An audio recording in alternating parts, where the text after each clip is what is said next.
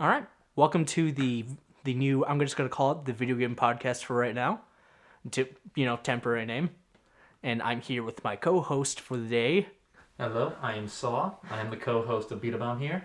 Yep. And today we're going to be talking about during this podcast we talk about stuff just maybe about game design, mostly just about gaming. Would it be more or less game design, opinions, or anything that we kind of more or less want to talk about in terms of gaming and the landscapes?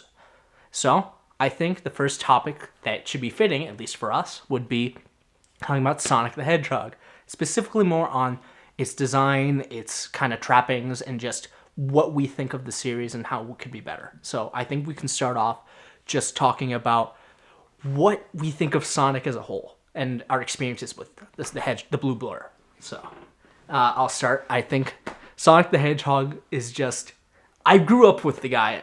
I've known... My first game I ever played was Sonic Adventure, and it was something that just blew my mind as a kid, and Sonic was the only thing I knew for years. I think you can agree with that, Saw. Yeah, and just as you kind of grow up a bit more, you kind of see the cracks in games that you play, because you have no taste at that point. And when you sort of just have a series you stick with, you kind of want it to be good. So, and I think and that's kind of how I feel about the Sonic series. Saul, what do you think? For me, the Sonic series is the first big series I ever got into. I don't remember when I got it. It was Sonic Advance 3 was my first title, and I was enamored by that game for the longest time. After that, it was Heroes, which I played the living hell out of. And that one lasted me a while. Unfortunately, I was one of those idiots that had no idea how to put the games back in the cases. And so they're gone. They were gone. Well, it wasn't quite gone. Unfortunately, the game was made so that I could never get past Power Plant with either Team Sonic, Team Dark, or Team Chaotix. Team Rose, on the other hand, had no problem going through the rest of the story without a glitch, so I am, funny enough, most familiar with Team Rose's gameplay in that, just because it's the only one I could beat the game with. Yeah, getting the Chaos Emeralds only with Team Rose. You know what I mean? Oh, don't remind me about that. I spent so much time in Frog Forest. And we'll save more of our discussion as we go through the podcast. Yeah. But, I think Sonic is just... We can both say we are considered, really big Sonic fans, and it's something we love to see, just a good game. And after, not Sonic, the latest main Sonic game, we kind of have our doubts about the series as a whole. Yeah, just with... We kind of have ups and downs because, we have Sonic Mania. There's this amazing, qualm of game design of just, shut up, Sega, let the fans do it. And just... Proof. Yeah, and that game is living proof, along with Sonic Forces, which is a game where just, while you see where you're going for, and the design of just making your own character and going through is an amazing thing. I'm pretty sure that's what half the sales were for. And most of them chose, the bug-eyed... the bug eyes. Yeah. Or you can just be the classy one and go for the Joker skin. Yeah. Anyway, just you can see we have problems with this series, and one of the things that I kind of want to go through is the dark age of Sonic, because that is the rife with just examples of game design that should not have made it past the testing stage. I think something that that can very much prove is the title Shadow the Hedgehog.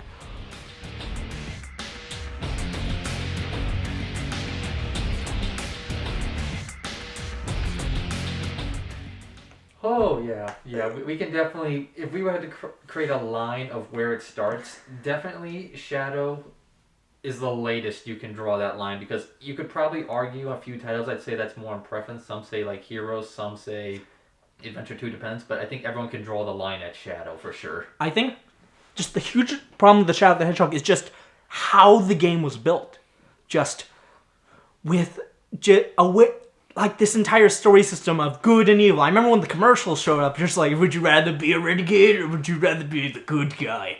Only you can decide. It was back when, Edge was super popular, and the story of how Shadow the Hedgehog was created, right? Yeah, I'm quite aware of it, especially when you consider the era. Well, I mean, it is a kind of an error, but the era of... Game is an error. Yeah, it kind of is when you look at a lot of aspects of it, but the era was...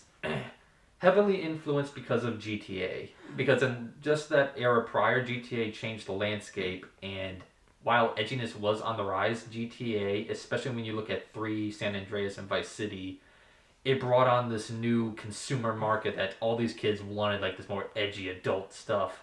And if you look at different franchises around that time period, you will see that turn to shift. You look at Jack and Daxter 1 to 2, heavily GTA focused. You look at Ratchet and Clank, big turn as well. I mean, it kind of started the way, but it really shifted. So Oh yeah, just with stuff like that. But moving back to Sonic, I think the main reason of how Shadow the Hedgehog got created is because Sega, I think, put a poll on which character do you want to spin off, and there was like Tails, Knuckles, Shadow. Overwhelmingly was Shadow. So what Sega ended up doing is they wanted to just go for the American market, as you said. yeah. And what was with the American market? Oh, they loved guns and violence and action on Billy Hatcher, because you know that Billy Hatcher gun.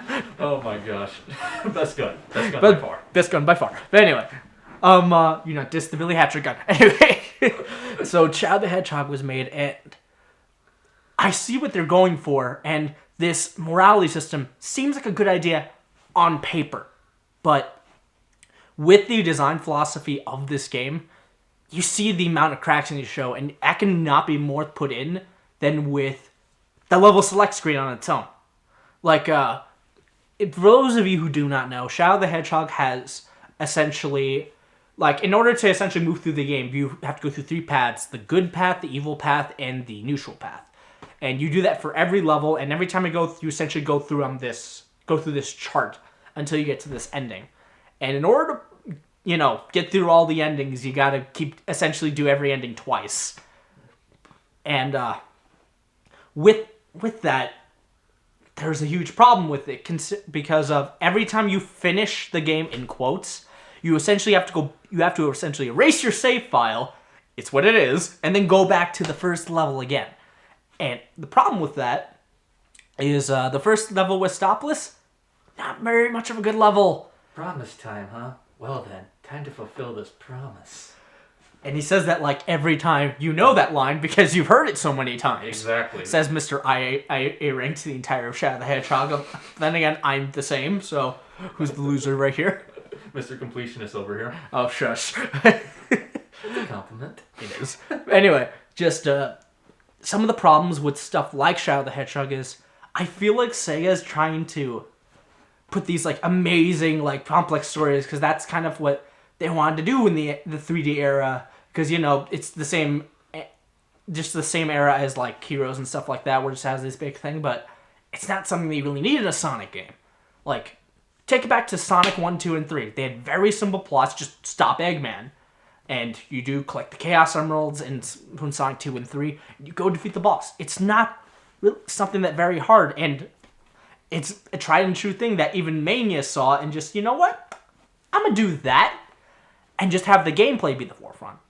The problem is, with Shadow the Hedgehog, for instance, is because one of the biggest things is especially with gameplay. Like, you can tell the gunplay isn't something that's really interesting, considering the fact that it's not something that's meant for Shadow or Sonic. Like, you don't think... Now when you think of Shadow, you think of guns, but that's because it's this game that did it. And Shadow just kind of gets bastardized as a character based on some of the choices. Because some of the choices don't make sense. Because whatever path you go on, there are certain cutscenes that play every time, and some of them don't make sense no matter what path are you on. And that just bastardizes just the game. It makes it, brace its legs. I do agree on that the whole plot is, it has the cutscenes. The problem is it doesn't have the right interactions, because you go from level to level. Like, for example, the Sky Canyon, where you're floating on the ruins with Black Doom and Eggman's attacking. You have to pick between the two. No matter how you get to that level, you will always be greeted by the same cutscene of Shadow standing there with Black Doom. It doesn't matter if, for one, if you got to the ruins level, it doesn't matter whether or not you activated the temple to begin with that you were standing on in Sky Ruins. It doesn't matter if you destroyed all the black creatures there. What matters is that you're there, but the game does not care how you got there, and so it will treat it as if Shadow's buddy with like Black Doom, even if you killed all his forces, destroyed his tank, and stole all the. Well, actually, They stole his lunch, stole all their lunch money. Basically, yeah, like he turned Westopolis into the biggest failure they could have ever imagined, just by Shadow thinking, you know what, you were a little too mean when we first met. Dude, that fucking Westopolis level was a failure. The fucking government just hides a Chaos Emerald just in a container, one of the most powerful objects in the world that they know that Shadow might be collecting at that point in time. You just leave that on the street. Don't worry, it'll be fine. I want to know what was so important about Westopolis, that if you do the hero mission, the first one, for some reason there are 3 Chaos Emeralds in Westopolis. 3 of them. These are 7 mystical gems scattered around the world, and Westopolis just has 3 of them just scattered about for no reason. And just moving on from, the ones of the story gripes, the thing that gripes me the most is its gameplay. It follows essentially the Sonic Heroes engine, which is something I'm not very fond of. Considering of how slippery the controls are, they're very sort of unresponsive in that kind of way. And that doesn't help when you have to do precise platforming. And it doesn't just feel right. Also, just the idea of just, we have these key objects, what are we going to use them? Oh, just use them to get vehicles or guns or anything you can only use in that specific level. Stuff that only the hardcore would ever think of. And the objectives. Oh god, the objectives. If you are not doing a neutral playthrough, which is the worst playthrough, by the way, in terms of story, you are just, hey, delete. Defeat these certain amount of enemies, based on good or bad. Or the fact of, if you try to open a door, the enemies of my faction are here. I have to kill them, and then I'll get grilled by the person. If I'm with that faction, just being grilled by that. And it's just, it doesn't feel good.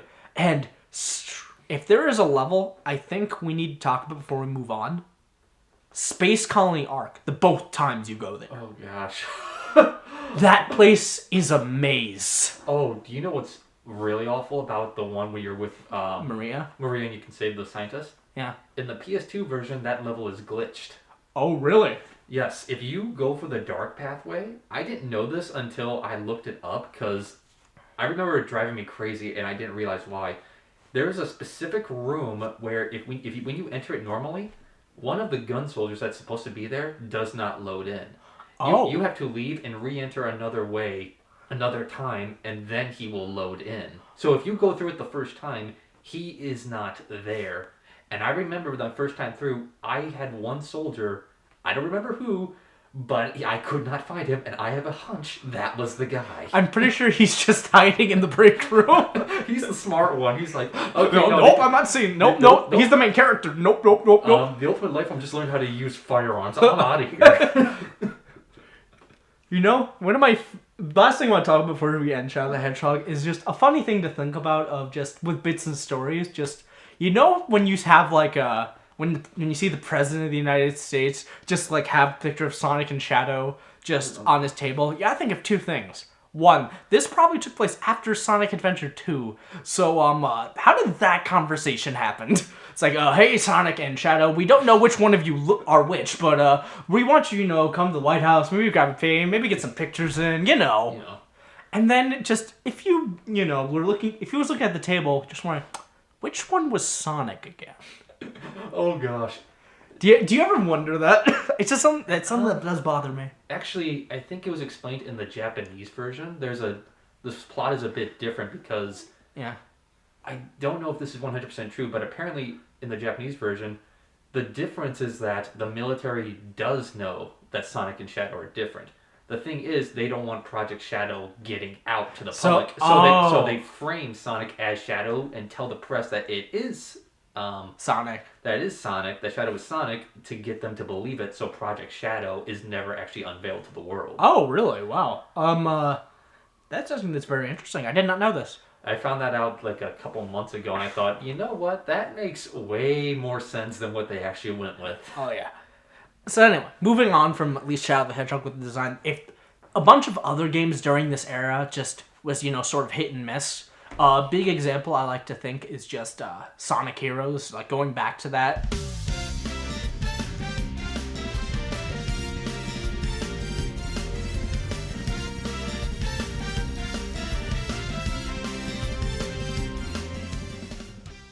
Sonic Heroes kind of have the same problem with controls, but the fact of the teamwork idea, it's pretty good. The level design, though, it can be a lot to be desired depending on the level. I can actually go against you on that one. Oh, really? That is one of the big things I find is different between Heroes and Shadow is that Shadow's level design unfortunately, because Heroes and Shadow both have that slippery game design. Yeah. Heroes is a lot more, shall we say, hallway-like, allowing you to like do that slipperiness while doing some platforming between. While Shadow has a lot more precise platforming going on, because I can count the number of times I get to an edge in Heroes, with some exception, and fall off. Whereas in Shadow, I am like teetering on the edge of all the platforms every single time I play. And I'm always doing that thing where you jump to get your bearings because he's a lot more controllable and floaty in the air. I think I kind of just disagree. I just think that Sonic Heroes, it's a game that I think, besides the fact that you have to play the game 4 times in a row with only one, the only difference is the length you have to go through. Because I think Sonic Shadow, I think, goes through the entire level. Sonic goes through a bit less, and Amy goes through a bit less. And Team Chaotix is just hope you find things. Team Chaotix can be either the easiest or the worst depending on what level you are on. But some of the stuff just is Bingo Highway. I gotta put in the two bingo, like the bingo levels, the casino levels. I gotta fucking tell you about that because pinball controls. Yeah.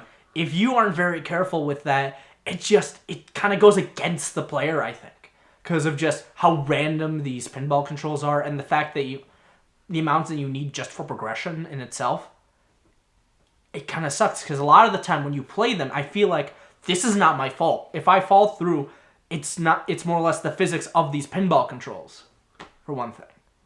Or for Rail Canyon. Do I even need to mention Rail Canyon? Rail Canyon and especially Bullet Station, I will give you that, but you might hate me a bit, but Casino Park and Bingo Highway are some of my favorite levels. I like them. Hey, this is why we're here. I need somebody to bounce off with me because, Yeah. I mean, I will give you that. For one, I'm somewhat biased because I'm a big fan of the bingo casino theme that Sonic tends to bring about. So, in terms of visual design, I love going through the levels just because you have like this bright, warm, like pink, red, yellow in like Casino Park. Yeah. But then you go to Bingo Highway and it's a lot of like blacks, blues, and purples and dark greens. It does, yeah, I can give you that. It's a very much great for the eyes and just, it kind of just shows just how amazing something like that can be. But you just have stuff just doesn't work. And then you have levels that can take way too long depending on the playthrough. I can tell you right now, the only right length that there is that has between all 4 of the teams, Team Rose has the best length. Because I think that's the level of how much a Sonic game should go through. But like Team Sonic and Team Shadow, like Frog Forest and stuff like that takes too fucking long. The fucking ghost houses, the Mario ghost houses, because that's what they are. Mystic Mansion. Yeah, Mystic Mansion. The Sonic and Shadow bits, they take way too long. And if you don't know what you're doing with Team Chaotix or you miss something, like I know in Frog Forest you can miss. It's kind of hard to find one of the chows, I think. Oh gosh, especially if you go for the side mission where you have to get all of them. Yeah. It's a pain because some of them are easy, others are like absolutely horrible, like with the crab searches.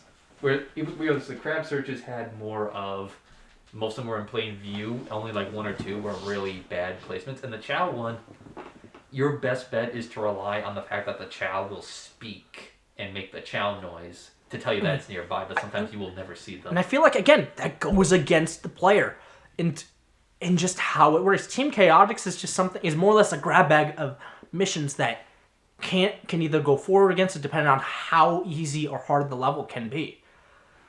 The final level of the game before you fight Eggman is just that part just takes way too fucking long.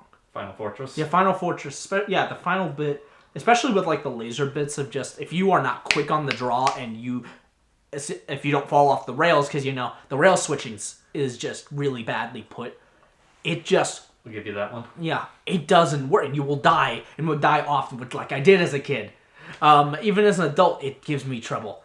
But yeah, And I don't need to mention the Chaos Emeralds. Getting the Chaos Emeralds is a pain in the neck. Before we go on, I'm just going to point out, he and I have both 100%ed like many of these games, so we know very in depth how these kinds of issues just going forward. Yeah. So you can kind of just tell just how badly the Chaos Emerald missions are because of the slippery controls. It doesn't work in its favor. And the fact of just, the boost button. Were you the kind of person who thought you just, mash it and you go faster that way? Was I the only one who thought of it like that? I only knew of that because of Clement's videos. Yeah. But you have to hold it down. You have to hold the button down. You don't mash it. Yeah, I only did mashing later when I found out, and I'm like, this is so much better because it gives you the initial spurt. It does without the initial slowdown that you get after doing the initial boost, holding it. I don't know how I did. I just knew it was faster. But even still, you bushing man roots. Yeah, it still hurts with just how you even get to these special stages. You essentially have to grab a key. For those of you who don't know, you have to grab a key. I think only on the even number stages. The second stage of each zone. That was each zone, yeah. Second act, yeah. And you have to go through without getting hit. Thankfully, there are multiple keys there, which is fine. And I feel like that can actually pose a bit of a challenge. But when you have to go through this really hard game where you get hit often, especially with enemies with health bars, because Sonic needed health bars. Yeah. You have to go through, and these levels take forever, and will be and if you miss the last key, gotta do the level again in order to get those Chaos Emeralds, because you can only use the Chaos Emeralds in that last story section. Oh gosh. And it goes. It just shoves really good game design, just throws it out the fucking window. The levels, I can give you one thing that I do love about Sonic Heroes, and that would be the levels themselves in terms of aesthetic. I love the variety that you can get from one bit to the other. And I think the team battles when you have to fight your rivals is hilarious because, tornado spin, tornado spin, tornado spin. Oh, I won in 10 seconds. Okay. But that is the ultimate cheese victory on those. Yeah, I figured that out as a kid, and just once you know the best, it's like a thing in the idea. Once you know the best method to do something, you never do it any other way. Mm-hmm. And I just think that it could have been better implemented. Just maybe tested a bit more in terms of. Okay, we kind of have to go through a bit more of just talk about the level design itself. What do you honestly think about the level design of these games? At least of Heroes specifically. For Heroes, I see where you're coming from for specific levels, especially like Rail Canyon Bullet Station. The problem is that if you didn't have the issue of the rail grinding mechanics, the levels themselves would be fine, but on a general level, I find the level design to actually be pretty good overall for the fact that for most of the game, you can kind of get around with a lot of issues with the certain formation that you're in, because in speed formation, you're at your fastest, but you're also at your most slippery. When you're in fly formation, you're at your slowest, but have most control, and power formation is a balance between the two of them. The only form that you go into if you ever want to move correctly. Yes, so I personally find that there's some to be forgiven because of the fact that you can do that. So when it comes to precise platforming, my initial instinct is fly formation. And thankfully, because of the level up system, you can get fly formation to the point where you can one-shot enemies. You only need to be at rank 2 to one-shot 95% of enemies in a level that aren't the big mooks. Yeah. But then when you get to the straight parts, speed formation gives you enough speed to where you can get through those straightaway paths without much issue because you don't need to stray left and right much. And power is good for those open arenas. Mm-hmm. So I find that a lot of areas are not suited for certain formations, but the ability to change them to different gameplay styles is what allows you to accommodate. So for that's the thing that gets me with Shadow, is that Shadow has a similar philosophy, but you have one gameplay style to balance all that on, whereas Heroes has technically 3 gameplay styles, which allows you to balance out the 3 different segments. For some, that can be an issue because you might not want to be fly formation, but it's the best pick for a situation. But I would say that given the option to actually better handle your situation, makes it so some of the more loose level design is more forgivable. I don't know. I just think there's a bunch of gimmicks from each level, which some of them work, some of them don't. And I feel like it should just be consistent. Consistency is something that if you can kind of do, it's like I don't want it's like, oh, this level's really good to play. Like, see, the first level, really fun. I love it. I like the first 2 levels. Musics are also bangers. Fantastic. Yeah, but then it's just like you kind of move on through these levels, and they kind of get worse and worse as you go through. And just like, you gotta get harder as you go through. But then it doesn't match with the controls. The controls aren't refined enough where you can do precise platforming or the, rail grinding switching. And that is something that truly does bother me. And that is something I'm pretty sure that bothers most Sonic fans when they play that game. If people say that they love Sonic Heroes, either they honest to God love it or they haven't played it in a while. Those are the 2 kind of people that I can at least say that play Sonic Heroes, think. I can see that. I would say that with Heroes, the level design is very much on a different basis. Like the Seaside Hill and Metropolis levels, great design. Casino Park, we have our differences on that, but I will admit, I really like the level, but I will admit that the pinball physics are very much, they're not how they were in Sonic Generations, I'll tell you that. They're not that refined. Oh, don't worry, we'll get to Sonic Generations, alright? Yeah, so that's not so good, even though I love the level. Frog Forest, I just don't like it.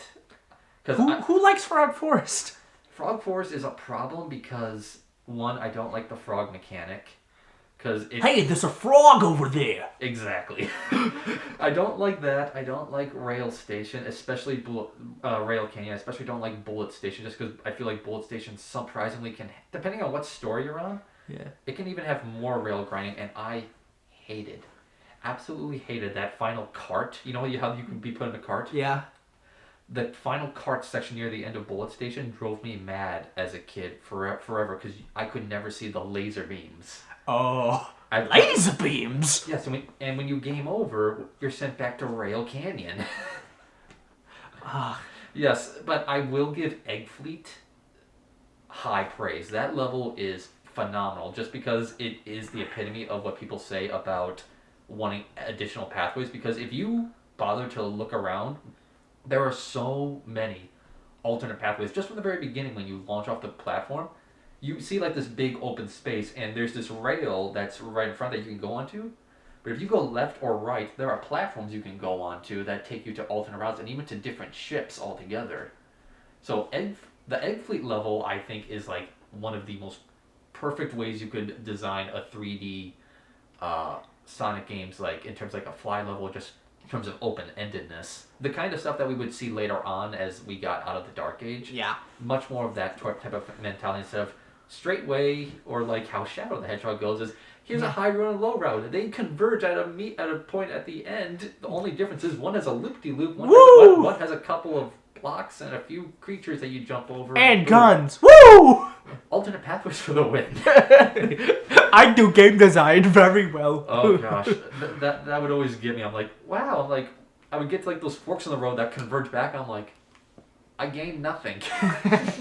Anyway, moving on from Sonic Heroes, I think this is the one that can be most decisive. The storybook games.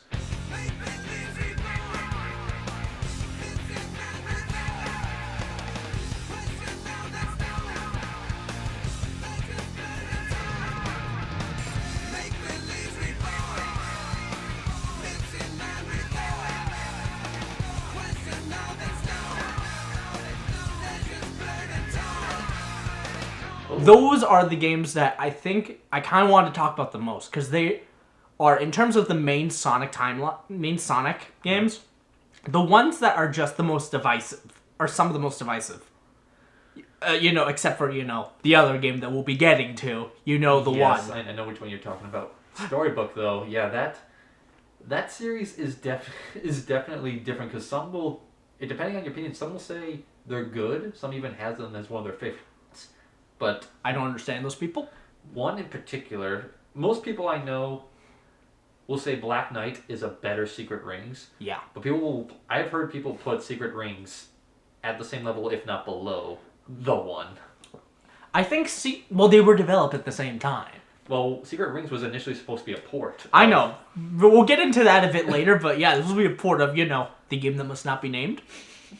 But anyway, honestly, the idea with Sonic and the Secret Rings and Black Knight, they're very functional games. Like, I'll give it this. They're very functional. There's not many glitches. The design is, in terms of levels and their aesthetic, they're amazing. I love just, going through Camelot and seeing all this stuff. And Secret Rings of just, going through the Arabians and suddenly being in a jungle full of dinosaurs.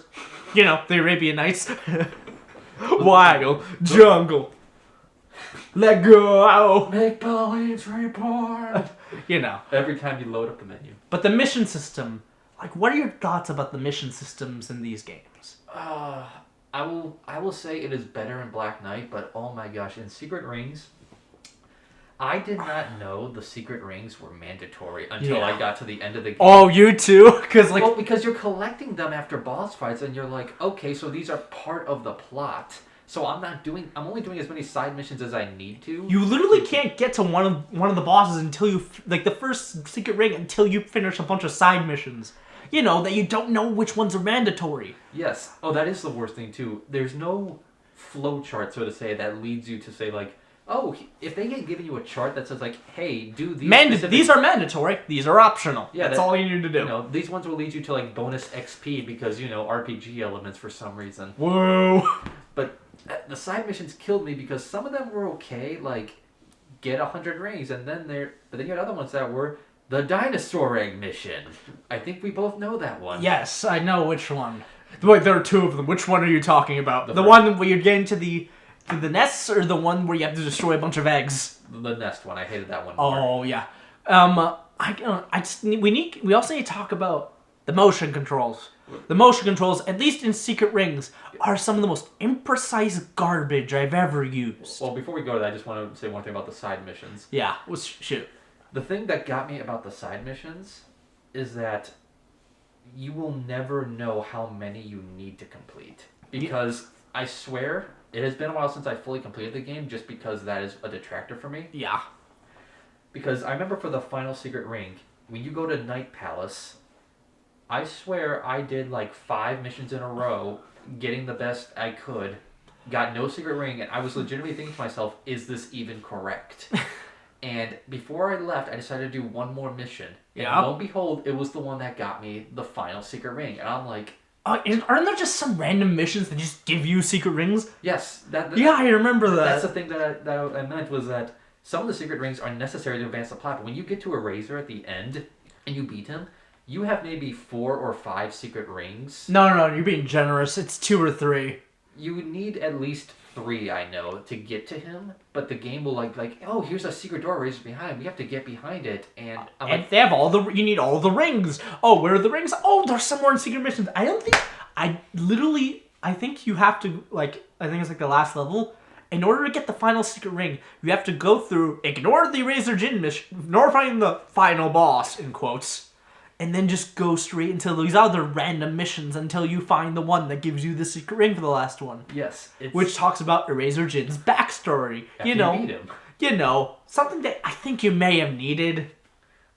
If you've read the Arabian Nights, you kind of know, but, like, I know Eraser Jin is supposed to be just, like, the genie from the Genie of the Lamp. Yeah. Like, and just, like, it's just really weird, because, it kind of pretty much implies that, Razor Jim was a very abusive spouse to Shara, and it's kind of awkward to think about, because when you're a kid, you don't think about these things, but when you're an adult and you realize, I just want to go back to him, like, oh, yeah, it's one of these.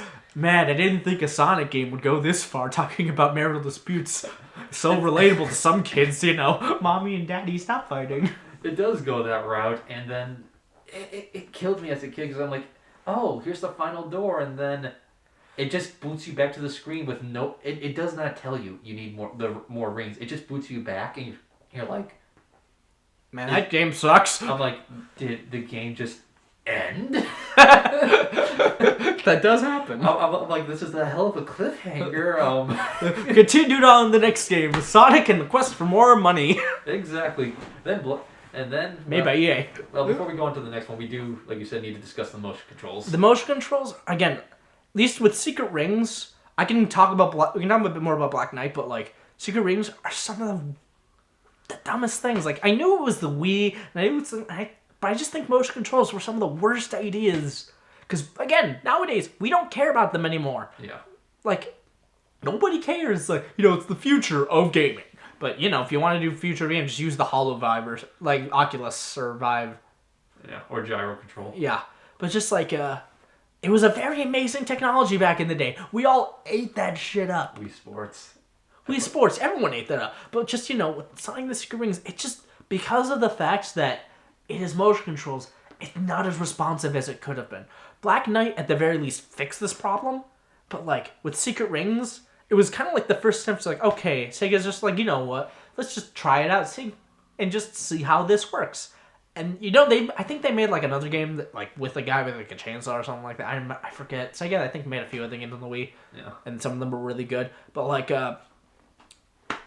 since it was, like, early in the life cycle for the Wii, it was, like, I think it was literally, like, the second game ever released on the Wii, like, third party. It was 2007. Yeah, I remember, because it was, like, the two games that I remember everybody talking about, because they were the only games to talk about, were Wii Sports and Sonic and the Secret Rings. Brawl didn't even come out at this point yet. No, that was 2008. Yeah. So just talking about just how, like, these controls are there, it has the same problem that Sonic has with 3D games. Precise platforming. Oh gosh, yes. You can't do, like, Sonic is a platform, is just a platform trying to get essentially a speedrunning game where you platform all the time. And just, like, with that comes a bunch of costs of just how the controls work. And, you have to unlock, you essentially have, I love to make the joke, you have to unlock good control for Sonic. I wish that was a joke. It but wasn't. It's not. It's not. Again, all the gripes that we're going to, I want to make a note, all the gripes that we're talking about pretty much are fixed in Black Knight. But, like, it's just, it's really bad. It's really bad. Here's my thing. I really don't see Secret Rings and Black Knight as platformers. Really. They have a lot more in line with Temple Run, like an Endless Runner. Yeah. Than they do as a platform. Because if you look at these things, platforming is minimal and it makes sense because And you can't backtrack. Well, I mean, technically you can, but good So- luck. It's Sonic's ass game 2.0. Well, because the camera doesn't turn back. If you try to back up, you can only do that by tilting the Wii remote. Which You have to give context, the way the Secret Rings is played is that You have to hold the Wii remote sideways. sideways, no nunchuck facing you. So if you want to go back, you have to tilt it back towards you, and Sonic will back up. The problem is the camera does not pan behind you. So unless you memorized what you just dashed a second ago by, you're going to hit something or fall into a gap or something. And I think he also gives you the ability to jump back, but, like, that's, like, in the mid-game. well, in the mid-game, there is an upgrade where he does, like, an attack when he does it. So if you backflip into an enemy, it hurts the enemy and not you. One of my favorite, tutorial missions is just walk backwards. Okay, gold medal. Make believes we're born. Oh, gosh. I wish those tutorials were optional. A lot of them are. Not the beginning ones. Yeah. But no. Hey, walk backwards. Yeah, but I say that because in terms of... Here's how most of the gameplay goes. You start the level, you go forward. Most of your obstacle is dodging left and right, and jumping over obstacles in your path. Yeah. Homing, attacking, doing some chains. Very seldomly, with the exception of maybe like the pirate level, you don't actually like jump from platform to platform. And it shows that the game was not meant to be a platform, because in those levels with the pirates where you actually do some platforming, it does not work at all unless you have a specific upgrade where there's an upgrade where you will jump up, and if you press the jump button again, Sonic will stomp down and hold in place. Because, you also need an upgrade that when you hold jump and you're stationary, to be able to hold it indefinitely, because he will jump automatically after Oh, yeah, he does do that, does he? So the only way to do the platforming in the game is get that upgrade, jump to platform, stomp down on it, get your bearings about what your next move is, make the next jump, lather, rinse, repeat until you get through it. Yeah. And it is both the most boring and tense thing, because moving left and right requires that you move the Wii remote. Yeah. So it is entirely on your muscle spasms. Well, then the fact, if you have the upgrade to make it smoother to go left and right. Which I'm still baffled that was an upgrade. I honestly didn't get far enough in the game to do that until like much later when I heard people talk about like, what do you mean there's an upgrade for better controls? I'm like, what game has an upgrade? Have you ever seen a level 99 Sonic? It's amazing. No, I didn't have the patience on that game to get a level 99. Dude, a level 99 with max upgrade Sonic, it is amazing. Look up Clement's video, like Clement J, I think like 64. Yeah, I know. There should be, we'll put a thing in the description, just of that video. I'll find it, but like you just see him just do like max level Sonic the Hedgehog, and it's the most glorious thing. I'm just going through the first level of Sand Oasis. Look it up sometime. It's great. But like the huge problem is just like the gimmick that they're trying to do in this game to make it interesting. Motion control, speed break, time break. Oh god, speed break it's great. I love it. It makes you go faster, it makes you invincible. Time break slows down time. But the problem is you slow down as well. Yep. I'm pretty sure it's just more or less for reaction times. But like, yeah. You are not Dio in this game. Hey, did you know that do you know how to jump off rails in that game? Do I know how to, or can I do it? Because those are two different answers. I know. I actually can. I know how to. I learned by accident because the game never tells you. The game doesn't tell you, and you have to hold down the jump button while you're on the rail and then let it go, and you can jump off. The thing is, not too many people know that for some reason. Well, maybe because the game doesn't tell you. I figured that out. The problem for me is that it never worked. Like, I would hold sideways. You have to hold it down, like, pre-prepare it, because I can do it every time. For me, it was maybe it works, maybe it doesn't. But if it did work, Sonic would be sent like 50 meters to the right or left, no matter what. And that's especially bad. Well, actually, thank goodness there really isn't much rail grinding. Kind of makes me wonder why they even included it to begin with. It's because it's tradition. But anyway, moving on from Secret Rings, we can talk about how Black Knight was a huge improvement. Except for the idea of the sword. Just did you find that weird? Just Sonic with a sword? After Unleashed? No. Yeah. We can go more into Unleashed after that, but like, I think like that was it was very weird to me. Just, give Sonic a sword and let him do a bunch of sword play. It's just, I get it was like King Arthur. It's like, oh, let's make redacted spoilers. But like, honestly, just... it felt kind of out of place, I like to think. It looked really cool, though. Like, there's one thing I can say, at least about the storyboard game, especially with Black Knight. There are really cool places to explore. Yes, I do agree with that. And in terms of the aesthetic with the sword kind of makes sense to me. The fact that, like, okay... I view the storybooks as just spin-offs. Yeah. And as a spin-off, they can do... Hey, no. Sonic mentioned them in Generations. They're canon. I mean, spin-offs can be canon. I mean, Federation Force is canon. We don't talk about that. I know. We save it for the Metroid episode. Okay. But, yeah, for the sword, it's fine, I think. The problem... I mean, granted, the enemies aren't strong enough to where you need to worry about, like, it actually reading your inputs. The thing that always confused me when I played when I was younger was... opening cutscene. Sonic gets summoned. There is a legion of King Arthur's army behind Marin, was her name? It was not Marin, Marlene, I think? Marlena? Yeah, Merlina, that was her name. Merlina, behind them.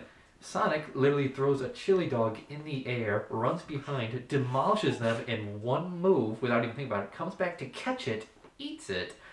No, he doesn't eat it. It goes up into the stratosphere. He eats one before he does it.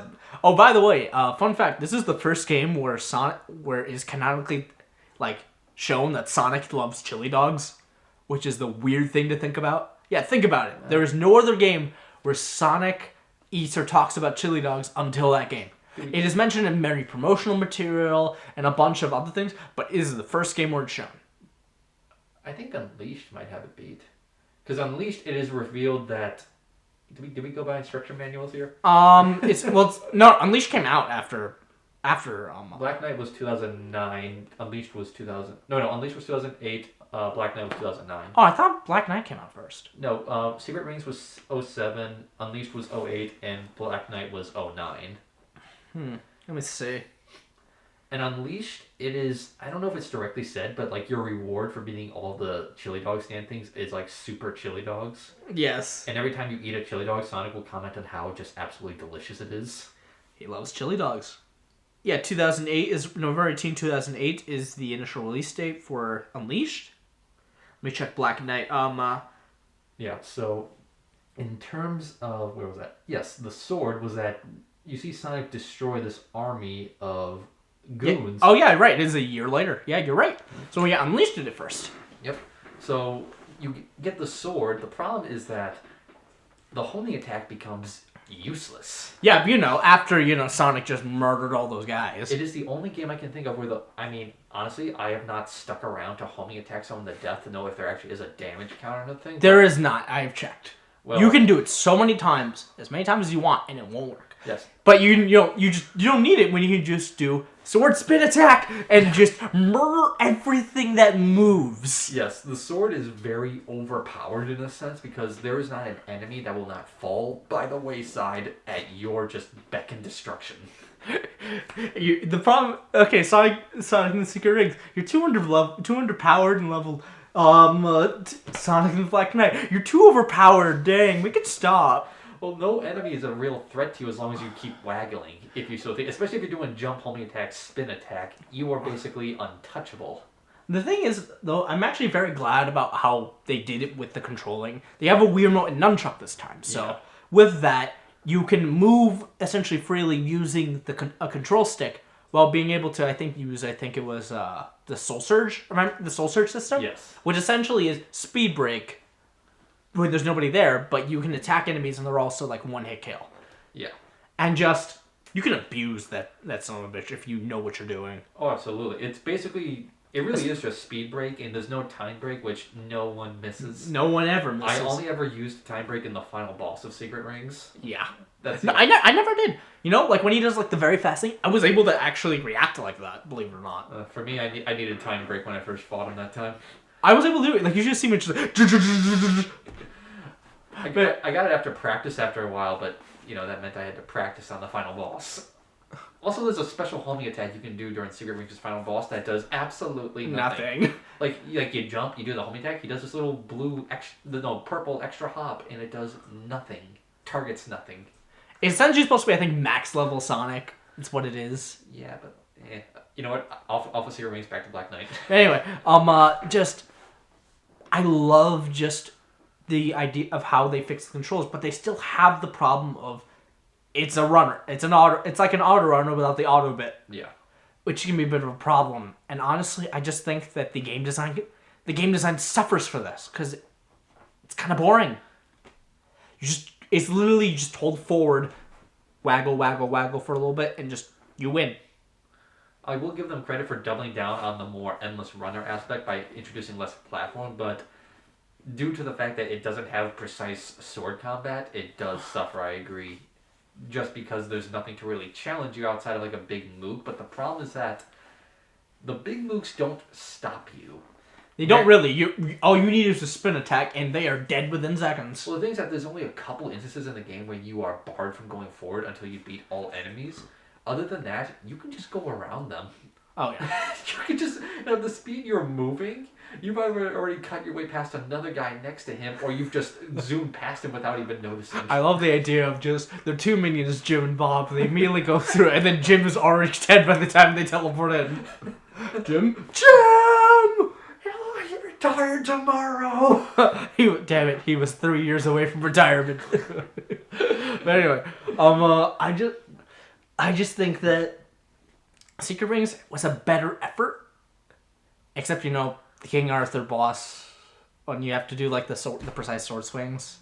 King Arthur, I never had a problem with the precise sword swings. Or like when you do the precise sword swings with like the boss between Shadow, Blaze, and those Knuckles. When Knuckles almost killed himself because that's what Gawain does in the story. Oh gosh, the shadow fight was easy. Gawain wasn't that much. Percival gave me a little bit of trouble on the first thing. And do we even talk about Lancelot Returns? No. Hold on. Speaking of which, something we forget to mention. In this game, there's instead of since it's a storybook, they have characters in the storybook, and they replace a bunch of the characters from the story, like Lancelot, Gawain, stuff like that, with the characters from Sonic's friends. It's a good thing that they do that because it gives everyone else work, and it's the only time you can see Amy where she's not annoying. Well, if you go out, if you're counting just the games, yeah. Or except for the one time where Amy thinks that Sonic is lying about the entire thing just to get out of a date. And to be very fair, I wouldn't believe it if the cover didn't change. Pretty much, yeah. The thing with those, I do think that those fights are better than what they had in Secret Rings because there's more sword combat against them. Yeah. I do like that, like, there's a clash system in those boss fights where you get into a standoff with your opponent where you have swords locked and you have to swing your Wii remote at the right time to do a slash to counter them, otherwise they will barrel through you. And the harder the boss, the more slashes you have to do. And this is just for the character fights. It gets insane when you go for the extra fight against Lancelot/Shadow. Yeah. Because you have to do it so fast and so thing. And there's one point in that clash where like it will pause just to throw you off. And you'll swing preemptively and he'll get you. The thing is, I think the reason why a bunch of these games, especially like that, don't work is because they have to put the aspect of speed. The whole point of the Sonic series is speed and platforming. If you take away the speed, yeah. You don't have. It's not Sonic anymore. It's just some run-of-the-mill platformer. But if you don't have a style that doesn't go with it, it doesn't work. I agree with that. I think the best way to exemplify that, Sonic Advance 2. Oh boy. Because Sonic Advance 2, well, I'm using it just as a good exemplar, so to say, of what the difference is. Because Sonic Advance 1 is very reminiscent of the Genesis games. It is run-of-the-mill platformer. I wouldn't say it's as good as the Genesis games, but it's a solid game overall. Mm-hmm. Sonic Advance 2, speed. Literally, I am speed. It's literally the first game with the boost system. Yeah, it's literally... Okay. You're not wrong. I know. I mean, not the boost system as we know it today, because in this game you had to get like a running start, kind of like the Game Boy Advance Metro. And you can't control it. No, you can't, because when that happens, he's going so fast, and yeah, you do barrel through enemies, but the whole game's level design is... Have you looked at the maps of Sonic Advance 2's game? It's mostly straight lines, more or less. It's a hill. Well, yeah, hills. Oh, that's what that's what a bunch of Sonic games are. If you've noticed some multiple Sonic games, especially, I think they started this back in Adventure, it's a downhill slope for the most part. That's why, and those are usually some of the best levels in Sonic games. Because, it's kind of like a funnel, you sort of say. I think the best way to kind of go through that is, let's go back in time a bit to Sonic Adventure 2 City Escape. The reason why that level is so good is it's essentially, you're going down the entire time. It's at least one of the things. You have just speed, going through and having a bunch of time listening to some jamming-ass music. But, one of the things that I kind of noticed this funnel sort of philosophy is when you see it's kind of when you go that loop before you go down that building, and then you know which one I'm talking about? Yeah. That's when I noticed the funnel sort of design. And with that, just, you have to essentially just go through it and make the level design interesting, because at least from most 3D Sonic games, they're kind of a straight line. At least some of the bad ones. Well, unless we're talking about the other one. Okay, I think we've held it off for long enough. Are we done with Black Knight? Or? If there's anything else you want to talk about with Black Knight, but otherwise, do we bring up the multiplayer of those games? Because I actually do have quite some memories. We can kind of go through for a bit, but honestly, I think just the multiplayer is something that, for Sonic and the Secret Rings, it was alright. It was a fun Mario Party and a little distraction, and some of the mini games can be pretty fun, but a lot of them are jank. But they were the fun kind of jank you did with your friend, Lena. For me, it was honestly my first Mario Party.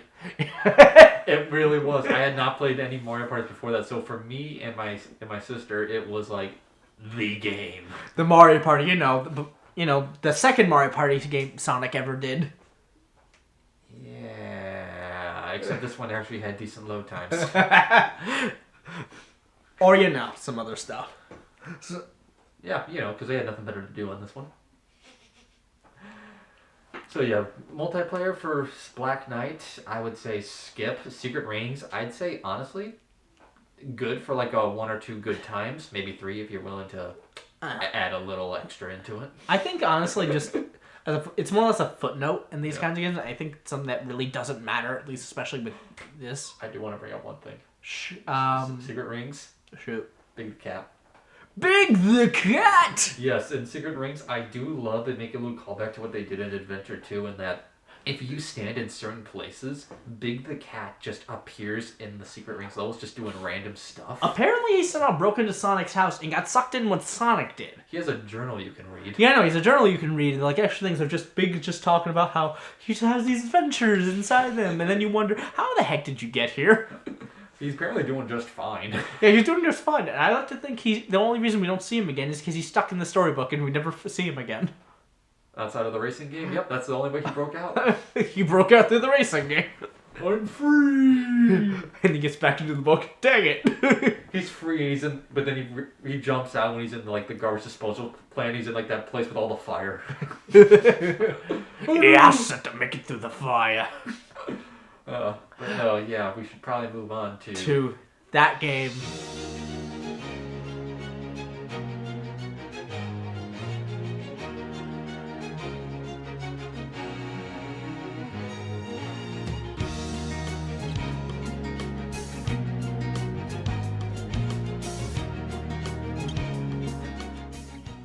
'06. Oh, Sonic 06. Do you remember when that game came out? The trailers for that?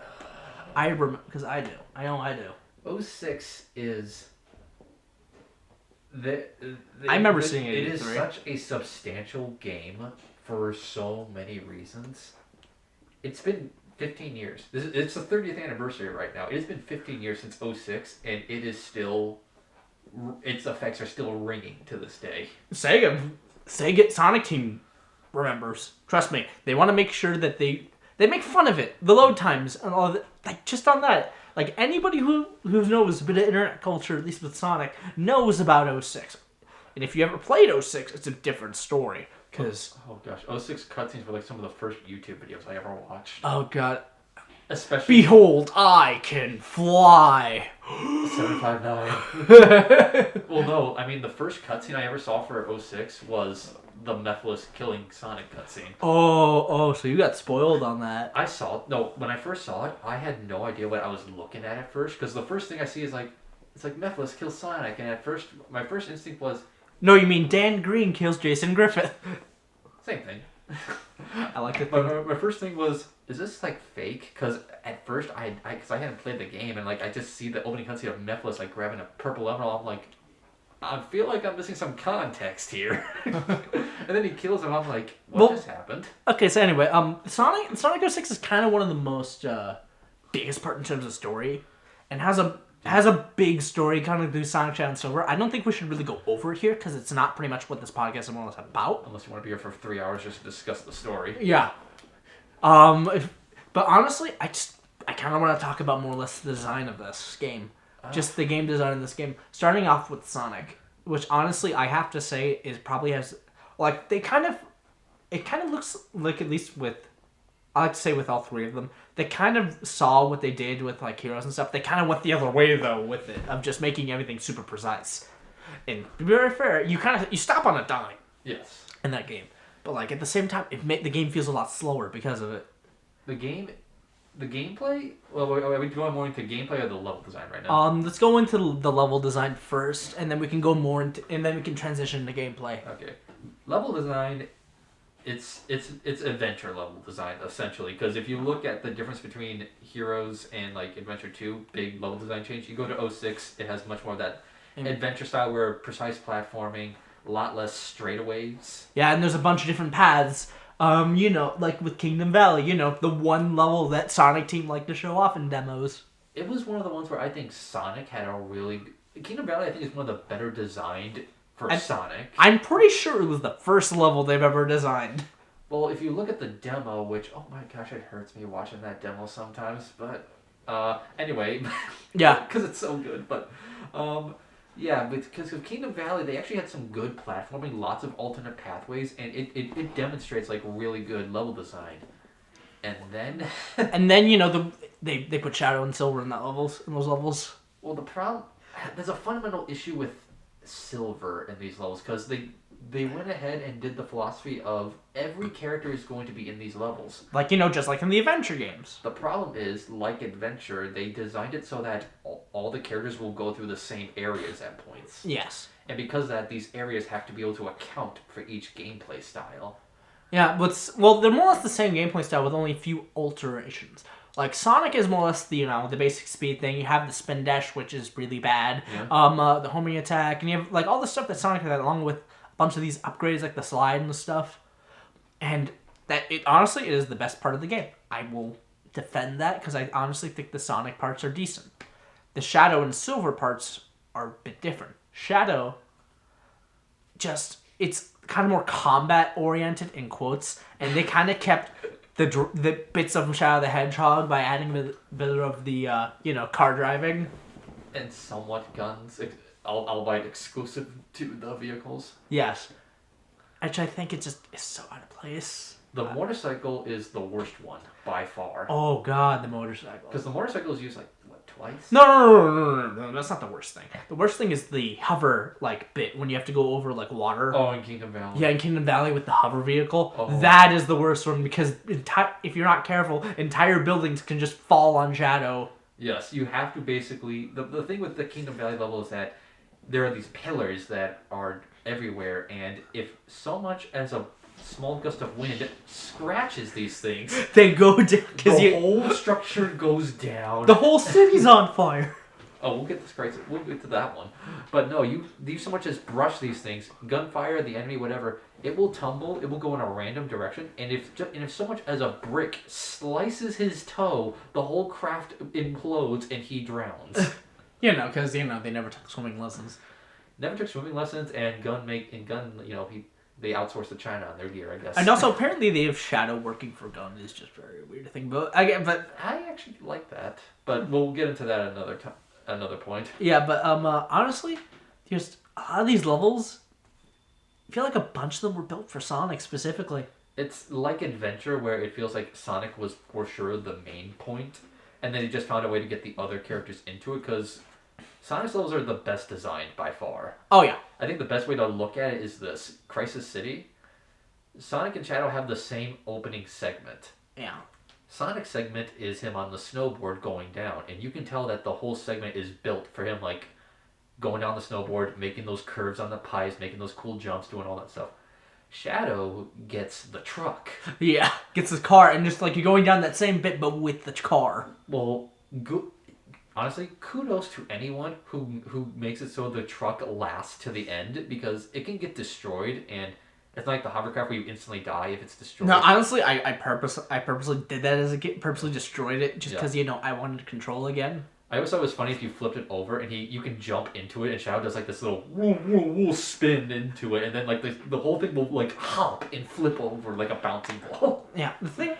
But yeah, the whole problem is that it's clear the truck was not meant to go there, because there are so many bumps and hills. The thing will flip 50 times on the way down, and if you try to go on foot, it will take forever, because the sled section with Sonic, you will go so much faster than anything outside the Mach speed sections, and with Shadow being significantly slower, it takes a millennia if you're not using the truck, but the truck will keep flipping, so it's clear that the level was made for Sonic first, and Shadow, they just had to figure out how to get him through it. Honestly, but the worst by far is Silver, mainly because he wasn't done. Silver is by far the slowest character in that game, and we've already talked about how if Sonic game design is built around speed, and if you don't have that, it sucks. And Silver is the embodiment of this, because I think you remember if they see in the manual, there was this one upgrade that I think it was in the manual that they talked about that gave Silver a speed boost, but it was never put in. Yeah. Because it was in a later build of the game. I have to mention the biggest problems with Sonic 06, because since it had to be released early, time constraints, they had to release a previous build of the game, which was super unpolished and just didn't have everything in the game and all this stuff. Like, with Sonic's just, every single character has a meter below, and they was able to control powers. Shadow's able to do it essentially so he can have chaos blasts and stuff. Silver uses it for psychokinesis, which is the main part of his gameplay of how he even attacks and stuff. Yeah. Well, Sonic essentially has these gems. And each one of them can do different effects. Like, one can give you a speed boost, one can give you slow down time, one can make you jump for as long as you make you tiny and jump. One gives you the electric shield for some reason. Even though it's not a shield, actually. Yeah, a shield that isn't a shield. But anyway, the thing is, they didn't. It's kind of buggy with Sonic, because since they didn't finish it, Sonic has infinite meter. Yeah. So you were able to essentially skip major parts of the level with the purple gem, which makes you jump infinitely for as long as you're tiny. But since the bar doesn't limit it, you can jump. You can just keep going. And I think there was also supposed to be a rainbow gem. There was supposed to be A rainbow gem, I think. They were supposed to be a means of because they initially had Supersonic as another idea for the game. I think the Rainbow Gem was supposed to be how you did it. Yes. Because if you look at the modern builds, everyone has been making like the reduns. Like Project 06. Project 06, the Rainbow Gem is what they use to have you go super in it. Yeah, and It's just a reused idea of what they initially had. yeah. And the gems are definitely the most broken way of doing it because, yeah, for like the teleportation when you throw the stone and you like get grappling hooked over, okay, not so much. The speed boost, the time slowdown, and the infinite jumps, that breaks everything. And I feel like the infinite jumps was just a glitch because I don't think they were intended you to actually do that. Well, I think it was supposed to be based on how long the gem was supposed to react. Yeah. I think that's what it was supposed to be, but since the bars glitched in every copy, mind you, Every version. every version, like Sonic just jumps infinitely. Yeah. So you don't like that bubble puzzle and aquatic base? Oh, Skip that it. one. Just skip it. Just jump over it. Now, if only it was a gem to make it so Knuckles didn't have an intimate relationship with every wall he clung onto. Or played him more than twice. Oh gosh. Actually, no, 3 times, because there was one side mission where you can play as him. Oh, you're talking about the trial? No, not the trials. It was just some random mission. I think I know which one you're talking about. Yeah. Yeah, but I just really don't.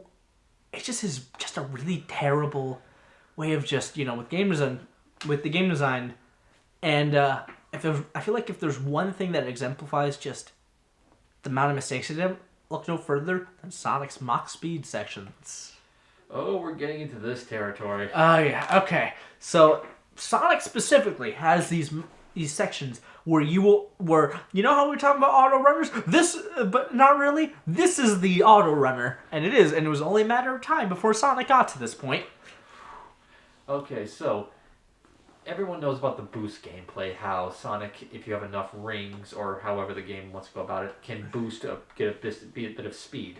In 06, Sonic will, just remember that, oh yeah, I'm Sonic. He's super fast, and will decide, let's actually go fast. And he will go fast at the expense of controls and common sense, because you go super fast during these sections. Which the thing is that your mobility oddly enough, your mobility kind of gets cut because you can't really move side to side as well, and you can't move while jumping. And the camera is so zoomed in behind you. You can't see what's to your left or right very good, or even what's that far in front of you. Dude, did you get stuck at Crisis City during the Mach Speed section there? I gamed over so many times at that Mach Speed section. That, and surprisingly, the easiest one I had was Kingdom Valley. Oh! Kingdom Valley was so easy. Here's the thing that really made me so mad about the first Mach Speed section. You know about the save issue with the beginning of the game, right? Yeah. Yes. If you do not save before going to Wave Ocean and you game over at Oh, Wave you Ocean, start at the beginning of the game again. You don't and I mean, you don't start, anywhere else. You don't start, anywhere else. You start at the literal beginning of the game. Yes. With cutscene and all. Yeah, the first save point where the game autosaves is after you beat Wave Ocean as Sonic. In the PS3 version, you can save at any point, I think. You can manual save at any time in any version, but the autosave that, most people rely on does not activate for the first time until you beat Wave Ocean. Alright, hold on. Let's cut here. Okay.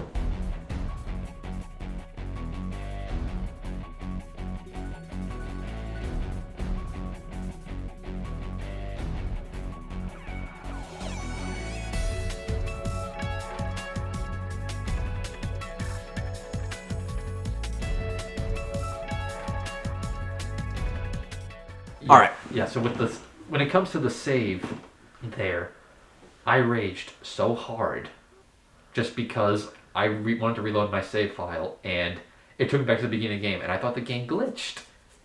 And I legitimately wanted to scream at the game so hard. Oh my god, I know. Yeah, but yeah, in terms of Mach speed in general, there's only three? Three? I think there's Wave Ocean, Crisis City, and Kingdom Valley. Is that Yeah. right? Yeah. So what happens in those is that Sonic will... It's one of those segments where, well, the whole game's like it, where if you take damage, you lose all your rings. However, the problem is that getting flicked on the wrist going through these sections will make him lose his rings. And oof, oof, oof. Oh, if he trips and he clings on anything, he will get caught on everything. And you'll just combo yourself to death. If you run into a wall, you're dead. You are just dead because you will not move left or right because the invincibility frames wear off fast. They do. And you will not make it. So, yeah, those are clear things of bad game design just because Wave Ocean has that one segment at the end of the Mach speed where if you do not enter that loop at the right angle... No. You can enter the loop any angle you want, but if you don't hold down left as you're exiting that bit, then you're going through. Yeah, and no one's going to know that because the game makes it look like it's auto looping. Yeah, auto looping. Auto looping. But anyway, let's move on from some bad game design to well, actually, no, we'll talk about one more that I really want to get off my chest. The ball puzzle? But no, we don't speak of that. If there's a worst part for game design, I like to think the ball puzzle, but you can cheese your way through it because, the game is held together by duct tape. Yeah. And willpower. Sheer force of will. But if I want to talk about one more game before we kind of go into some of the good parts with game design. Because I don't want this just to be why we hate Sonic the Hedgehog, the podcast. All right, which game do you got in mind? Sonic Boom Rise of Lyric, which I think is the worst game in the Sonic series.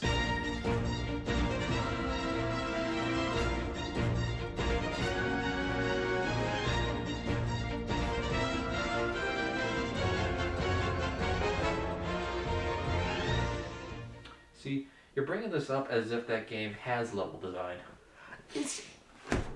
It was made by Big Red Button, and oh god, I feel so bad for Big Red Button because they were essentially conned into making a game for the Wii U, even though they thought they were making a game for the PC. And it shows. Yeah. The Wii U struggles just to run that game. Oh my god, I remember when we played it for a bit. We could We've played most Sonic games 100%. The only game that we haven't It's Lyric. is Sonic Boom Rise of Lyric.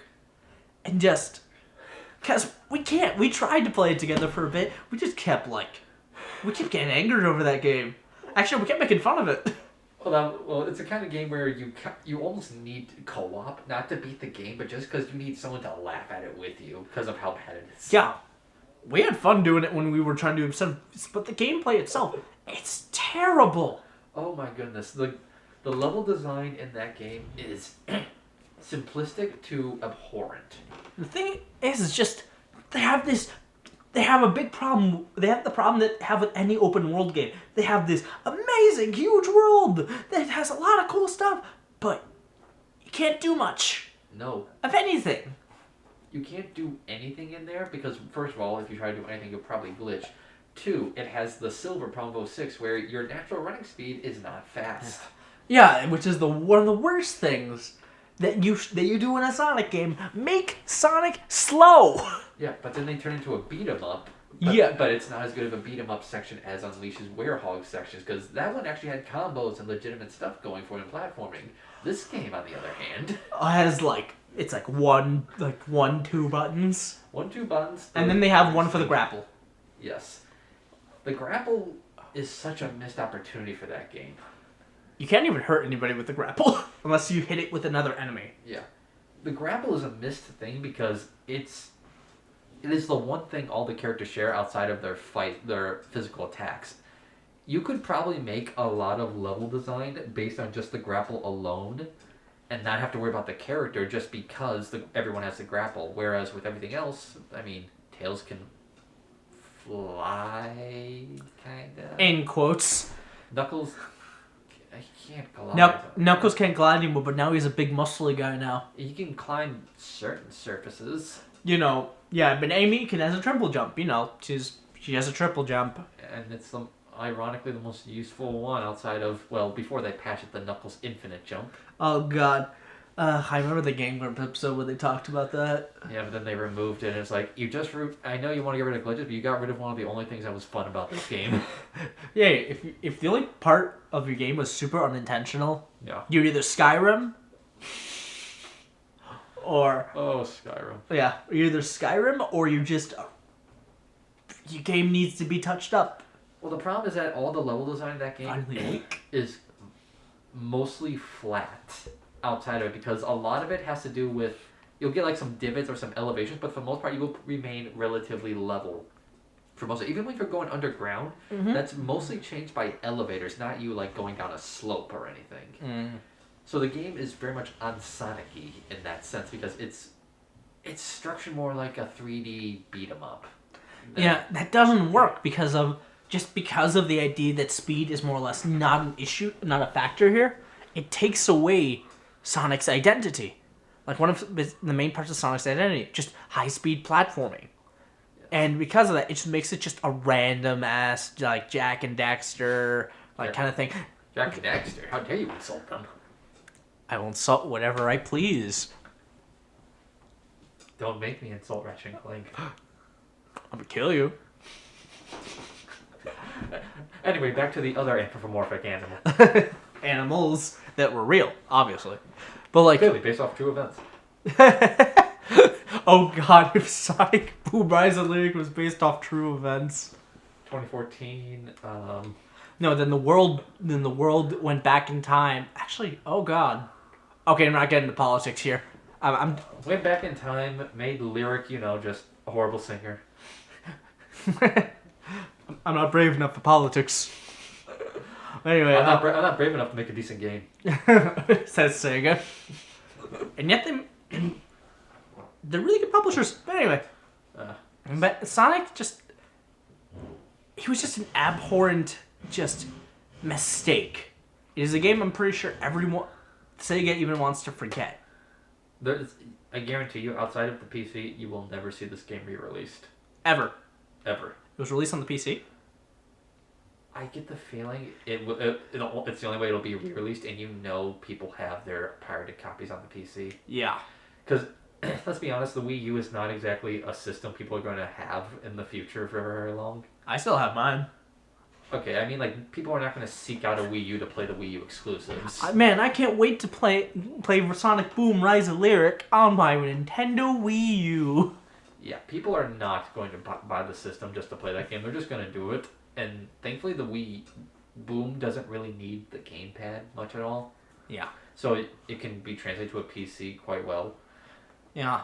Like it was supposed to. Yeah. The problem is just switching between these four characters doesn't really give much for the gameplay. Yeah. Because they all play the same, except for their one special ability that each of them has. And it's only put to use inside of those sections where the team has to split off. Sonic doesn't really have a special ability, does he? He just has a spin dash, and it doesn't do anything. It's actually the fastest means of travel in the game. True. Because he'll spin dash and he'll go a decent distance and pretty quickly, but then he stops and then you have to keep doing it. It's like sidestepping and backflipping in Ocarina of Time in a sense. Oh, and the one piece about this game that annoys the most out of me, it's like it was built for me. Man, they just don't stop talking, ever. Oh, we're going into one of those areas. Oh, gosh. This is going to be one of the last bits I think we should talk about before we talk about everything else. Yeah. But, they just don't stop talking. At all during gameplay. During cutscenes, I think it's some of the best. Like the voice acting's amazing and stuff. I gotta give it to like Roger Craig Smith and everyone else. It's amazing, but like I like them, but like I don't want to hear them every 10 seconds talking about bounce pads or rings or how this place was built for like it was built for them or something. It's funny the first 1 or 2 times. Oh, yeah. But then, like, when you hear it every time, especially during the Mach Speed section, which comes back for this game, which makes the game chug like nothing else. Oh, if you think slowdown was an issue in 06, the frame rate during these Mach speeds, Mach speeds. It's what it is. I mean, it is, yeah. And boom, they bring it back, except, depending on your viewpoint, they're better or worse. Yeah. They're better in the sense that, like, you're not going to get caught on a lot of things. The problem is you don't have much input on these sections. If outside of like the odd pseudo quick time event or move side to side, it's basically like an auto loop. Yeah. Which really does hurt just how the game kind of is. If there's, just like, it really just hurts just what this game could have been. Especially, since the voice acting, I gotta admit, the voice acting is amazing in this game. It's really good. It's not like Oscar winning, but I think they show characterization of the characters very well. And Shadow, when he's there for all of 10 seconds. Oh, when you kick him into a portal and then he comes back at the end of the game like, oh, I'm back. So hey guys. Hey, I just kind of showed up. Can I do something? No, we'll see you in the TV show. Okay, bye. Can I go a bit off topic here? I want to talk about the TV show for a minute, which can be hilarious. I love the TV show's gate level design. It's fantastic. Oh yeah, it has such a main plot. That's it. I just want to talk about. There's one episode with Shadow that they have Shadow the Hedgehog in, yeah, and they make it like a big deal because like Eggman is like a huge fan. They make Eggman like the biggest fanboy of Shadow the Hedgehog, and it's the best. We're just like, I'm Shadow the Hedgehog. He gets on. What are you talking about? You guys aren't excited. He's the most famous character in the canon. Again, it's like it's so good. Oh my gosh, it is good. Speaking of good, I think it's time we moved on to the good. All right. What do you want to start with? Do you want to go good with 3D or 2D right now? Let's kind of come to mind. Let's kind of start.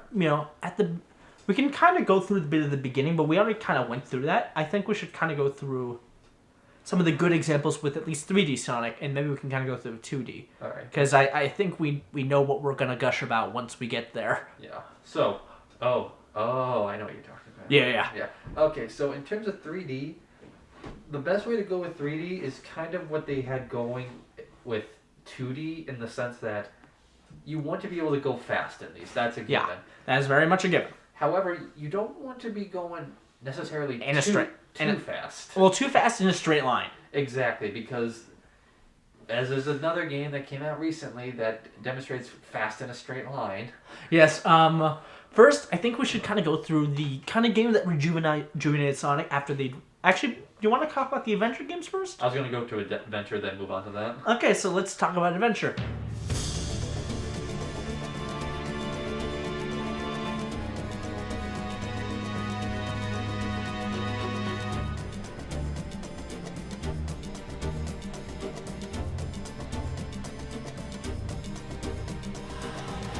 Adventure 2, it can be very divisive.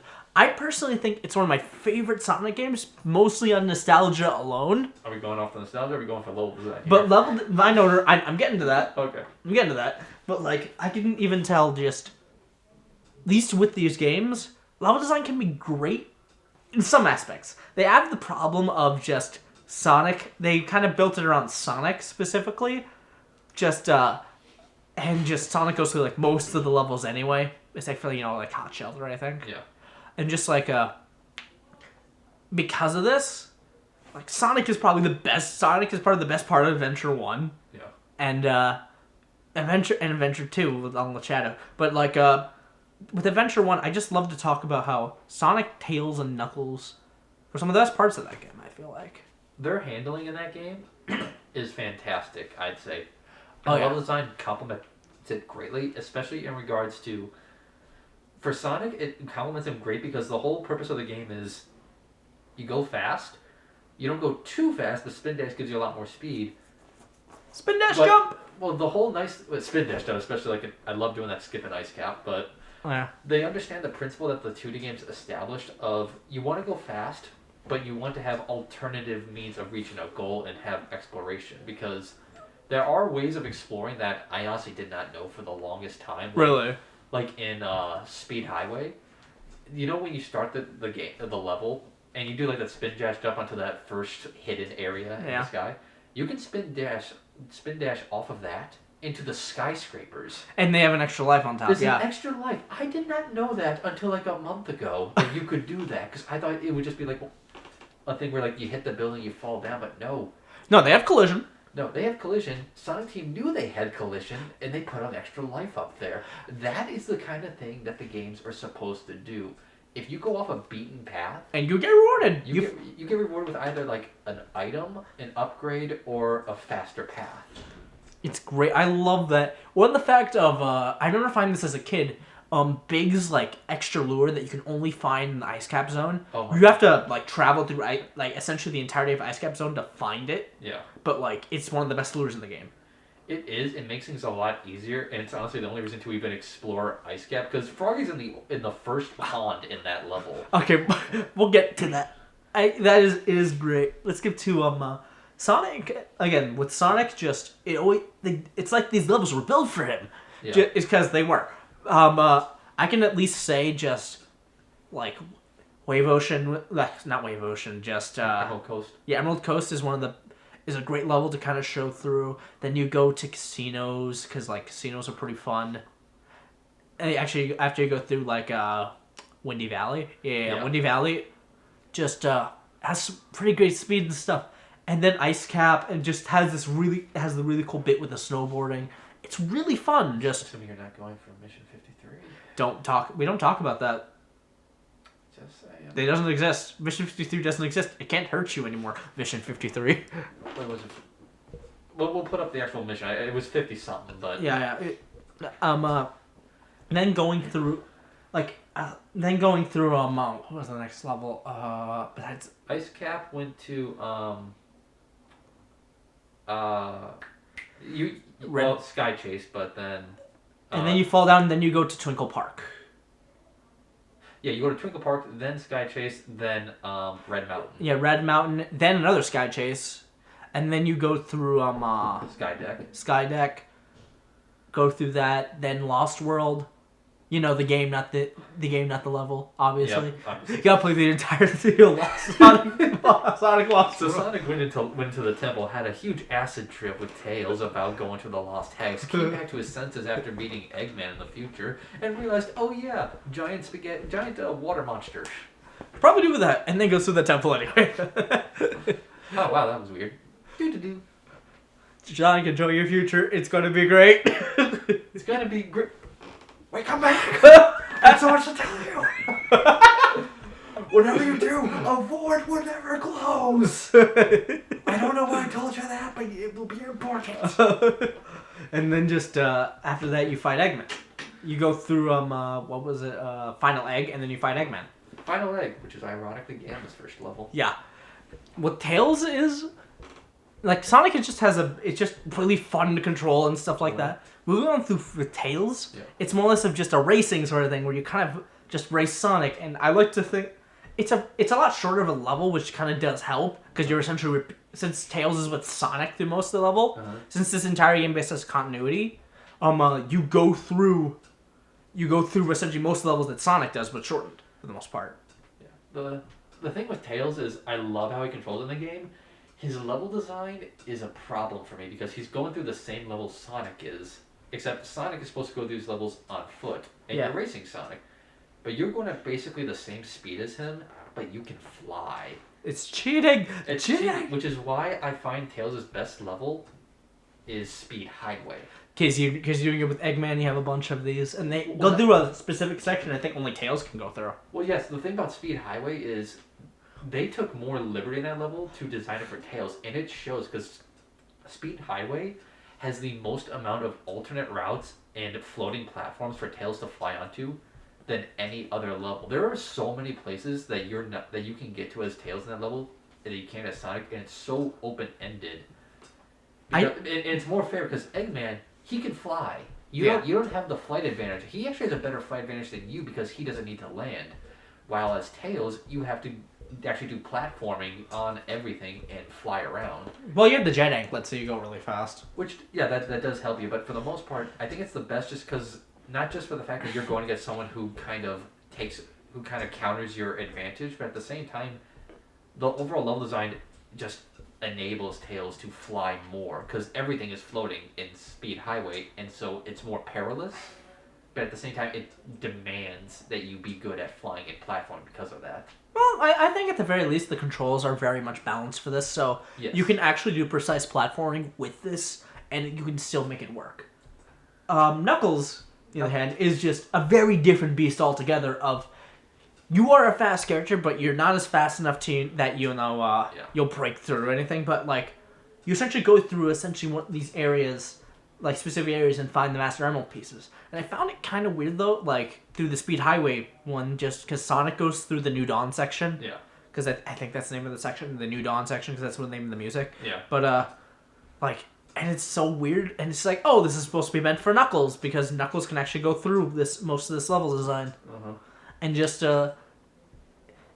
it's one of my favorite parts because there's actually bits and pieces of continuity with Knuckles. Like there's the part with Skydeck. I loved when I figured this out of like Knuckles essentially comes into the last bit of Skydeck when Sonic does, and it's supposed to be implied when the ship is moving like this, like up, down, left, and right. It's Knuckles tilting the controls and stuff. Yeah. So it's like, whoa, this is a nice little bit of continuity. It's very subtle, and I love that. And I do love they were able to at least take these levels and kind of repurpose them for Knuckles, at least the bits and pieces. I do love that. I enjoy that as well. I think it's good that they are able to put them in more open sections. I just have more of an issue with Knuckles in that, well, not so much. Actually, I don't really have much of a Knuckles. It's just that I think by forcing these levels to have to accommodate for everyone, they do make it a bit of an issue when it comes to the other characters. I mean, the level design works great with Sonic, Tails, and Knuckles. It works fantastic. Yeah. When you get to Gamma, Amy, and Big, I can actually defend Gamma. I can personally defend Gamma, and I can actually go a bit on that. I feel like at least the bits and levels that were based off for Gamma are a pretty good way because the entire thing with Gamma is just he's on a time limit and you have to shoot things. It's like a really cool shoot 'em up. And so the whole point of Sonic is you're supposed to get through these levels as fast as you can. What way of doing that than putting a time limit and having Gamma just Gamma just going through this entire thing. I think it's an amazing part of just what to do, and some of the original levels that Gamma actually goes through are some of the really fun. Like oddly enough, one of my favorite little tidbits, at least with Gamma, is like the train section when you're in Hot Shelter. Oh, that's actually... Yeah, when apparently you can actually float on the train tracks because it's actually they made it water instead of anything else, and Gamma can float in water. So technically you can cheese that entire section if you really want to. That was a secret I didn't know for forever, but it's also why I think Hot Shelter is definitely Gamma's best stage. Because if anything, I feel Hot Shelter was made more for Gamma. Well, yeah, I feel like it shows off Gamma's like stuff. And honestly, I can personally defend Gamma in his levels. Oh. And his final boss where, they shoot Kamehamehas. Yeah. Oh. I enjoy all the game. Well, I don't know if I want to say all of them, but... I don't... I can personally say that Amy and Biggs are some of the worst parts of the game. Because Amy it kind of goes through she's really slow. And since she's not as fast as everyone else, her gameplay does accommodate for this by having a lot shorter levels. But because of this, just while being chased by a robot, just kind of sucks. With Amy, I don't like... Actually, I can get around her being slow. The problem is that her natural speed is a painful walking speed that even Silver would say, "Pick it up already, lady." How many times she was less an old lady? Yes, her running speed is good. I feel like that should have been her standard speed. And then she could have gotten faster by that. Yeah. I will say that the level design for her sections accommodates her well. Except for the hot shelter section. Oh boy. I actually like that section as Really? I find that if the biggest issue I have with Amy is her starting speed. If you fix that, I think the level design accommodates because Twinkle Park I think is super short with Amy. Yeah. That's super short. The final level though has a lot of good platforming and puzzle solving, and honestly, if they had just made Amy's running speed A little faster. well, if they made her running speed her standard speed, maybe a little bit faster.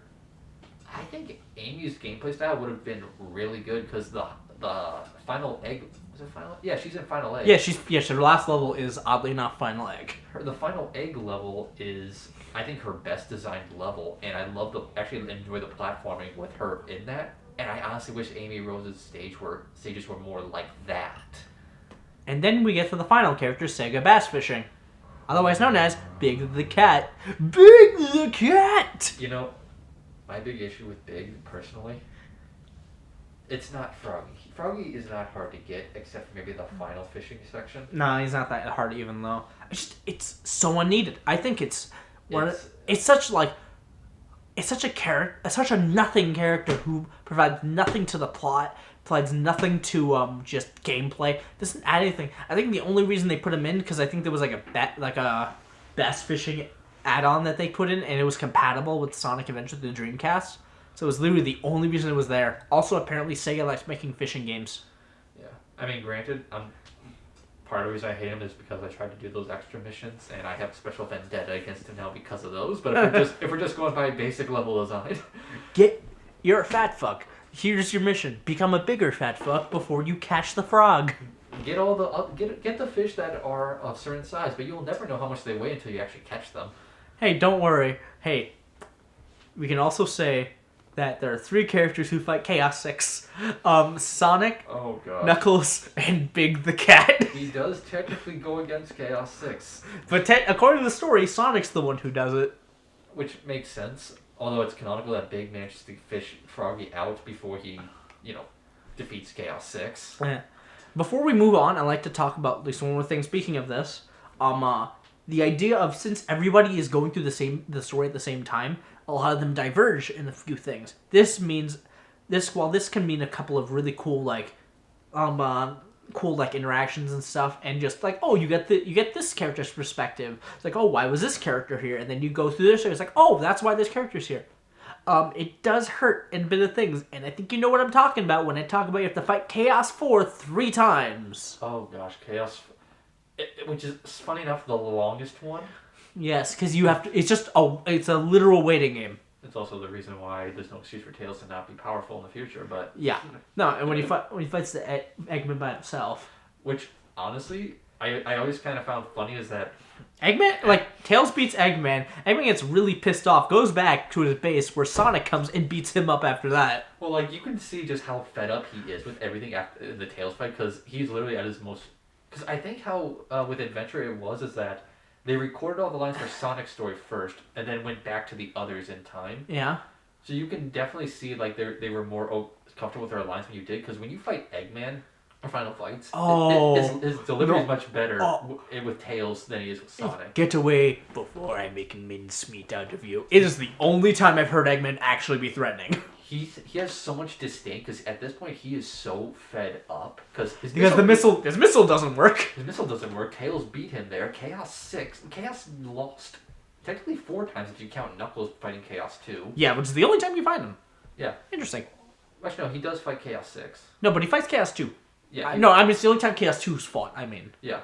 There's no Chaos 3 or Chaos 5. Yeah. But yeah, at that point, he just lost to Tails in front of everyone, and he goes back to his base only to find out Sonic is there.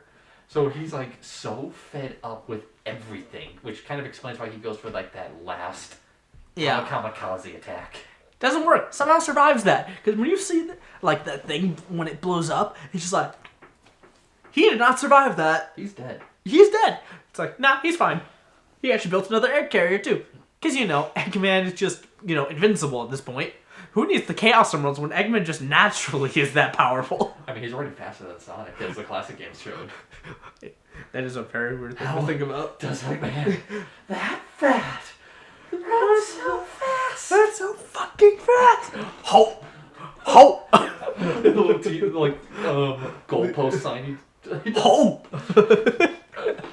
But it's just, you just see that. Actually, the funny thing is, if you go by the IDW comics, according to them, Eggman does have a very rigorous cardio routine. Yeah. Hey, we don't talk about comics on our video game podcast. Shush. I know, it's just funny. Yeah.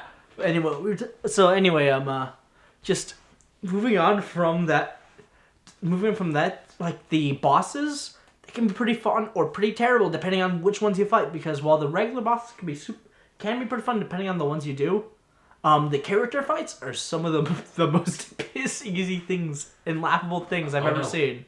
Oh no! Oh no! Oh no! Give it your best shot! Oh no! And done. Oh gosh, the character fights are possibly the worst fights, just because there's nothing to them. Like, almost nothing to them. If you lose to these fights, you did it on purpose. Apparently, also, like, they become quote-unquote more powerful if you've already done their story. But it's actually no, that's a lie. That is very much a lie. Because, you fight Gamma with the jet booster even though you never played him yet. So, yeah, that's a lie. But it's just super weird to think about just, like, the interaction does kind of mess up the gameplay in some bits. Like, overall, I think it's a pretty cool and ingenious way. Like, they wrapped them up pretty well for the most part. That's pretty great. But, there's just some bits that, don't need to exist. Or, like, the time where Tails just chases Froggy just because, he just happens to have the red emerald along with the other one, I think. Big just shows up like, hey, I'm here. Hey, Froggy! Goodbye. Because Big apparently fishes him out. He gets away. Somehow gets into the jungle. Tails finds him, goes into the desert, and finds him there. Then just, Big just shows up. I forget there's a desert level in that game. Yes, Sega did until the racing game. Yeah, But again, that song is a bop, both of them. Oh, it is. But yeah, for me, I do like how the stories overlap, and that it allows the game to have like a nicer sense because you can kind of envision what's happening at that very moment. If you really want to do like you said, the whole reason the egg carrier is moving is because Knuckles is just being a dipshit with the control stick. Yeah.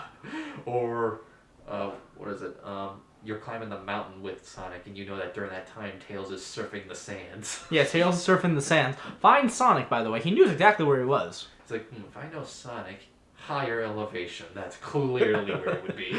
You know what? Mountains that are on fire, with skeletons in them. Okay, can we talk about the fucking prisoners that just get murdered? Alright, I do want to say this. Tails' first thought goes, egg carrier. What should I do? He goes, if I know Sonic, he'd be dumb enough to try to chase that thing on foot, so he'd probably be on a mountain. Probably on a mountain somewhere. Hold on, let me just hit the first mountain I saw. Maybe. Oh, there he is! Hey, he goes, before I grabbed what? Did you actually think you could catch it? I just want to know. Sonic didn't learn his lesson by 06 as he chases that thing on foot again.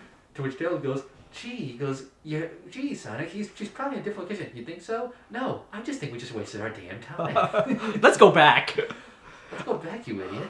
I love the idea of Eggman taking the entire egg carrier and putting it through the portal to the sand level. It's like, dang it. Ah, darn it, now this is never going to get out of the windshields. There are millions grains of sand. Oh my goodness, good job, Omega. Anyway, moving on. Let's move on to Adventure 2. Oh boy.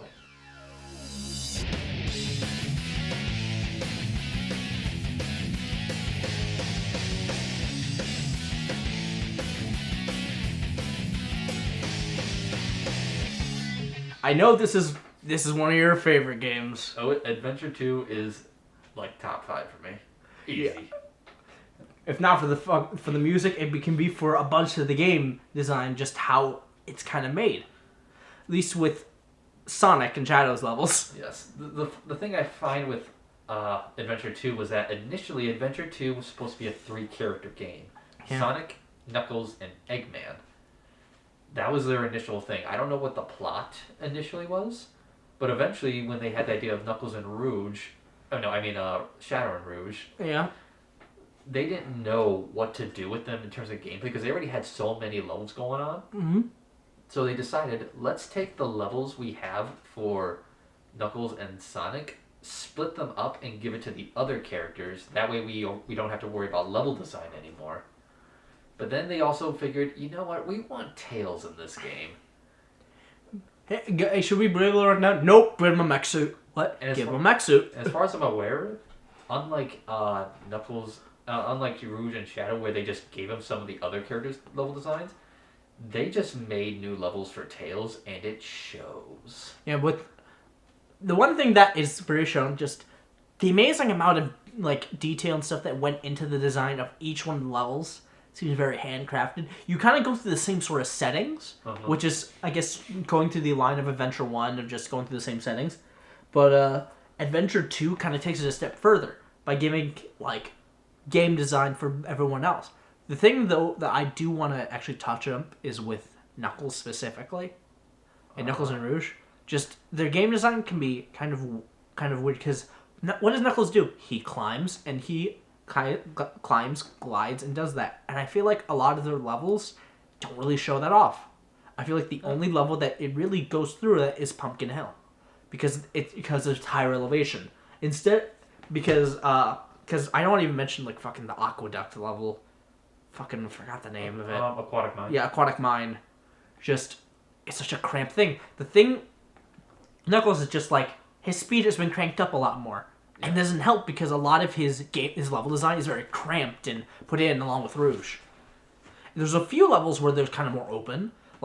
Rouge has Prison Hall, which is a pretty great level and I love. Ironically, I think Rouge has the most open of the levels because you have, I forget the name of her first level, but hers is a oasis type area. Yeah. It has that, whereas Knuckles is this canyon area, which is sort of that design where it's a central pillar that goes up and branches out in two ways, whereas Rouge is this wide open area. Yeah. Then you get on the turtle to the this sort of area where it branches in two directions again, like Knuckles, but except you can go between that with the turtle. Mm-hmm. Then you, like you said, Prison Hall, which is personally one of my, except for the time limit, but honestly, and I think it adds more tension. It does add more tension. But Prison Hall I find is one of my favorites. Pumpkin Hill is one of my. Those are my two favorites, honestly. You like it for only the music, don't you? No, I'm kidding. I think Pumpkin Hill actually shows up Knuckles levels the best because I think Knuckles levels are super cramped. Knuckles levels, well, if we want to talk about open-ended level design for the gliders, you know what levels we have to talk about. Do we have to? Yes, we do. This is a podcast about game design. Okay, so if there's anything to say about this, there is a good way to do open world with Knuckles level design, and there's a bad way to do it, and both styles are both shown in Adventure 2. You want good? You look at Pumpkin Hill. What does Pumpkin Hill have? Wide open space, not too open. Good elevation spots that you can get to and from, and lots of low elevation spots, but you can climb back up and forth easily. Mad Space. Mad Space. Oh, where do I begin with Mad Space? Here's what Mad Space is. So, you like Super Mario Galaxy? So did Sega. Except they liked it first, but they didn't know how to make it good. So here's how Mad Space gets. And bear in mind, this is a Rouge level. Meteor Herd is a better Mad Space, but Meteor Herd still is not that good. Mad Space. Are you okay? Let me get on this. Mad Space is this. You start at this central area. You're in space, by the way. Just thought that I'd throw that out. You're in space. You start in this little floating hub at the bottom of the map. And you have to go... Your only way to get the emeralds at that point is to go upward. At that point, there are little platforms around you, which an emerald piece could be in, by the way. Rarely is, but it could be. You can go over to those sections if you want to, but you'll have a pain getting back unless you find a jet. And that's just going to waste time. Only way to go up is to find rockets that bring you up. Problem is, the ceiling to this level is a mile high. Literally. The whole level is just one big ascension the entire time with little planetoids all around. And each planetoid has their own gravity field. So if you get close enough to these planets, instead of going down like as a normal gravity towards the planet, you'll be sucked into the gravity of these planet fields and will be bound to them. And thus your glide will also go with them. The problem is there's an upper half and a lower half to each planet. If you go on the upper half, your controls are normal. If you go on the lower half, your controls are flipped. And so you will never know where you are if you go along the middle. And the only way to get off these planetoids is with a rocket. Good luck finding the rockets. How badly did... Okay, where did Mad Space touch you? It took me forever the first time I did Mad Space because you just keep going up and up and up. And this is... Normally this feature doesn't bother me with the other levels, but Adventure 2's decision to make it so the Emerald radar only tracks one emerald at a time, because in the first adventure, the Emerald radar will show you where an emerald was regardless of which one you are on, tell you where them all are.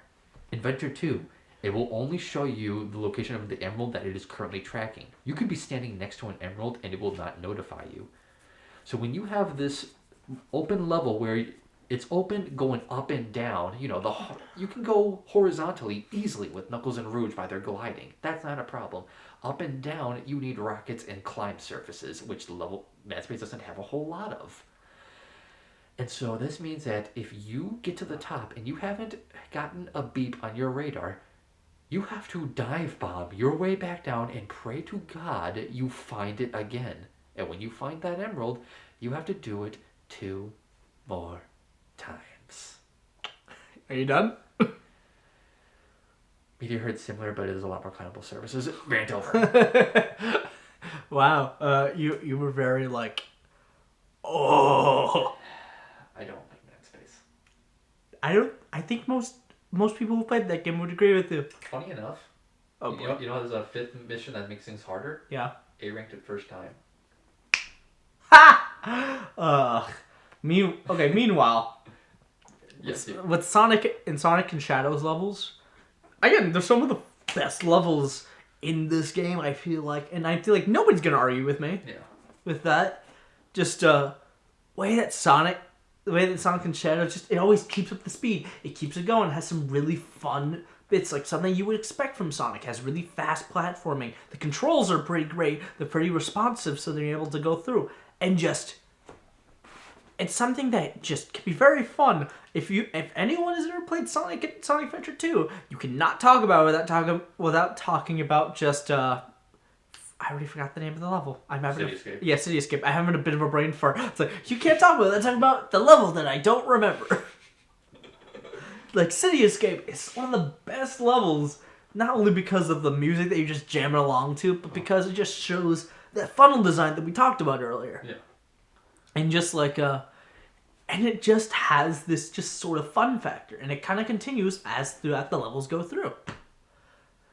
Meanwhile, with Tails and Eggman's levels, which I think worst gameplay style, it's a bit of a confrontational thing. We've talked about this before, personally. I can agree on it being the worst. I don't think it's bad, but I can see it as being The worst. I can see the argument that it's the least fun of all the 3. Just because of even though it does have a bit of the speed element, it doesn't really. It's like trying to show. They're shoving Gamma's thing, but without having his gimmick of just being able to go through levels as fast as you can.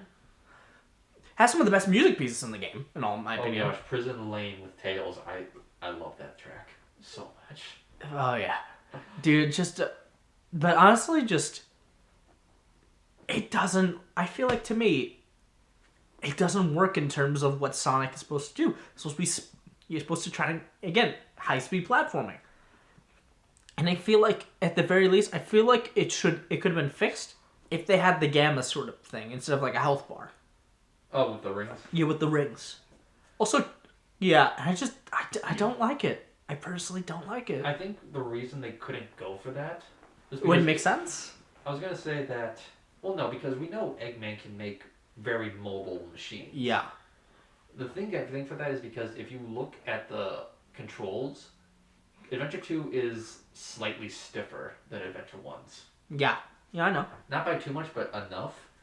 Especially when you consider the mechs are the most stiff of all of them. Yep. And they wanted to go for more Eggman, and I know they don't think Eggman is being a very mobile person. So I think that's why they went with the hallway design, which I can understand. With I don't think they played Sonic 2. Here's the thing with Sonic 2. I don't think they played Sonic 2. Yeah, but the thing is with Tails. The thing with Tails is that he wasn't supposed to be in the game initially, and they just threw him in. You can tell by the story because his levels do nothing plot wise. Yeah, he chased after the president that one time. Yeah. Don't worry, Mr. President. We're able to hack into your security system just like Eggman does. You know, you really shouldn't have an 8-year-old trying to hack your security system. Well, he's like, wow, I found the president's limo. There is no convoy whatsoever, despite there being a worldwide crisis. Wow. I'm glad the Secret Service has its priorities in order. You know what, actually, if this was real, what would have happened is just like, two-tailed fox on the horizon, open fire! Tails would die. Yeah, Tails would be dead. He's dead. No, my little buddy! I'll approach by flame. Air Force One, we have a bogey inbound. Take it down. It's a magical pony flying through the sky, shoot it down. I found out by hearing it on satellite TV. Oh, remember those days when satellite TV was a thing? Back when it was enough to brag about. I have a satellite. Hey, Tails, hey, Knuckles, why aren't you guarding the Master Emerald? I broke it. Why? I couldn't get a good signal for satellite TV. But Tails just, oddly enough, he's the nothing character in this game. He's an afterthought, if anything. He is the nothing character. Luckily, the levels are all designed very well around them. Like, they aren't as fast, but like they have the glide function that Gamma did, so they're able to kind of just go through these levels. And again, they were more of an afterthought, and it showed. Eggman had better levels out of the two. Between the two, Eggman had the better levels. Yeah. In my personal opinion. But like, had Cosmic Wall, I think. Yeah, Cosmic Wall. Cosmic Wall with zero gravity. The only time it's actually a thing. Yes, the Sonic universe. Because, Eggman can breathe in space. Because I'm pretty sure he's just a human. I'm pretty sure everyone in that universe has 10 different lung sacs to store air in.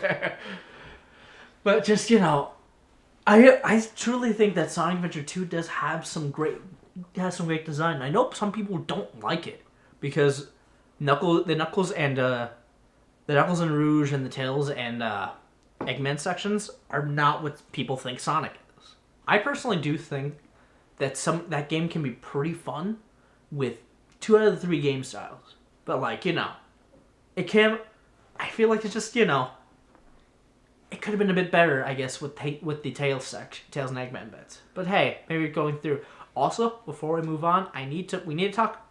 I just need us to say 2 words because we can't talk about the adventure games without talking about it. Jiggle physics. Yes. But no. Chow Garden. Oh. Chow Garden is a pain in my butt, but that's just me. People love it. People hate it. Sega needs to make an app about it so they can make money. It is literally sitting money there that they aren't using. Chow Garden. Oh gosh, I spent so long with the Chow Garden just to get all the emblems. Honestly, I got the last emblem by a fluke. My Chow was not fast enough, and I didn't have its stamina up much at all. Yeah. I was going against the fastest Chow run in the game. I only won because by some miracle, the enemy Chow, by the RNG of the game, kept tripping, and mine didn't trip at all. So by pure luck, I barely won, and I'm like, yeah! Why does it feel empty? Aquachi, you best Chow. Okay. Because I don't want to talk about it too much. We do have to bring up another thing, actually. What? Multiplayer. Oh, boy. The best multiplayer in the whole series. By far. We can talk about that for a bit, because it's not much to do with design. But the nice thing about it is that, from the most part, especially in the Knuckles, Rouge, and Sonic and Shadow ones, surprisingly, the level design is made well enough to where you can have, at least for Sonic and Shadow stages, a race. Because the whole point of the race is you want to get to the end as fast as possible. And it actually shows how well the levels can go fast. when you have to like compete against someone that tells you these levels were definitely meant for speed. Yes. Meanwhile, with Knuckles and Rouge, you get the open ended because you can literally both, especially with like Pumpkin Hill and whatnot, go through the levels and never outside the starting area never see each other ever. Just, that's how good it is and how wide open. Oh gosh, have you ever tried doing Mad Space multiplayer? Yes, we've done it before. We, You blocked. You said you wanted to block it out of your mind or something like that. oh gosh, I remember now. Yes, that was actually a pretty quick one, all things considered on that map. But yeah, You wanted to block it out of your mind or something like that. That one's like you only need to collect 2 of the 3 to win.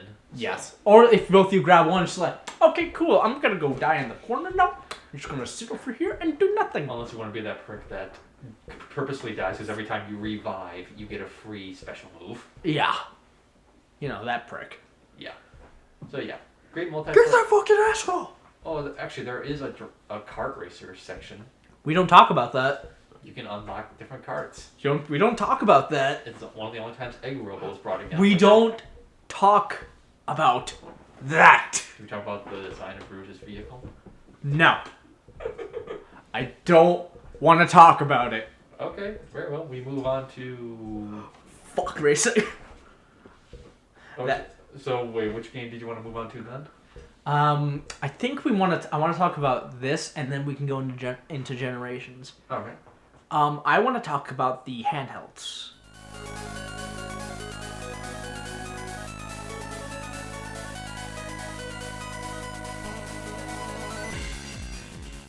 Before we go through, because I think it is different enough to where we can kind of go through just like, oh, fast stuff.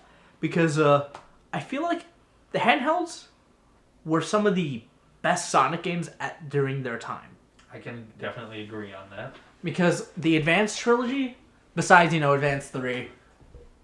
Dude, I love Advanced 3. I feel like Advanced 3 is really bad game design. It's better than Advanced 2 in my opinion. I think 2 is better. I think 2 is the best one. But then Sonic Advance 1 has Hot Crater. Was that Advance 2? I forget which. Crater. No, Advance 2 has Hot Crater. Ah. Hot Crater is just real good. Okay, music, Bob, yes. Yes. Toy Park, I'll give you that. Yeah. Again, like, they have some of the most creative and amazing levels, aesthetic. It's something that, like, you don't really see in too much in Sonic games. It was essentially just like a return to 2D form, but having like a sort of the modern style there. It was basically taking the classic games and giving them the modern touch-up. A modern touch-up. The problem with the advanced games was that each one had its own problem, but overall, I'd say the advanced games were just a solid trilogy overall. Oh, yeah. Just because the level design, and each one has its own issue with it, but as an overall package, level design was solid, speed was solid. It really just took what happened in the classics, put them on the handhelds, and added a few new features, added new characters, and said, here's some good games. They're just flat-out good games. There's nothing too much out of that. I think Advance 3 is the worst one based on its game design on its own. There's a lot of bits where just like there's a bunch of stuff there's a lot of crushing. There's a bunch of parts where it's just like, oh, accidental spikes, screw you. And some of the last few levels were just pits. If you had no idea what you were doing, pits. I guess that's why I'm that guy that in that level, my best combos for me were Tails and Sonic with Tails as the lead, and then Knuckles and Tails with Knuckles as the lead. Also, it was very weird that the buddy system, I would call it the buddy system, of just like, you depending on which buddies you do, some moves are locked in, or you'd have entire different movesets if you had Amy paired with anybody. Yeah. Well, for me, that's not so much of an issue because they're technically optional movesets. Yeah, but you're not locked into a bad moveset at any point in the game. Yeah, I can give you that. Except, there's clearly one character that rises above the rest, and it's obviously the cutest one. Cream and Cheese are just, the Eggman murderers! Those things aren't cute. She is the Grim Reaper incarnate. Cheese is just her avatar. Yeah. Cream and Cheese are just boss killers. Like, if you ever want to cheese through a game It's like playing as Castlevania, but playing as Maria Renard. Kinda is. Just it basically just says, hey, I want to kill everything. I was like, press B to win, B to win, B to win, B to win. Oh, no, I want to talk about Rivals. No, you don't. Oh, I kind of love Rivals too, though. I don't. All right, before we do, I want to talk more about. I think not Advance, the Rush games.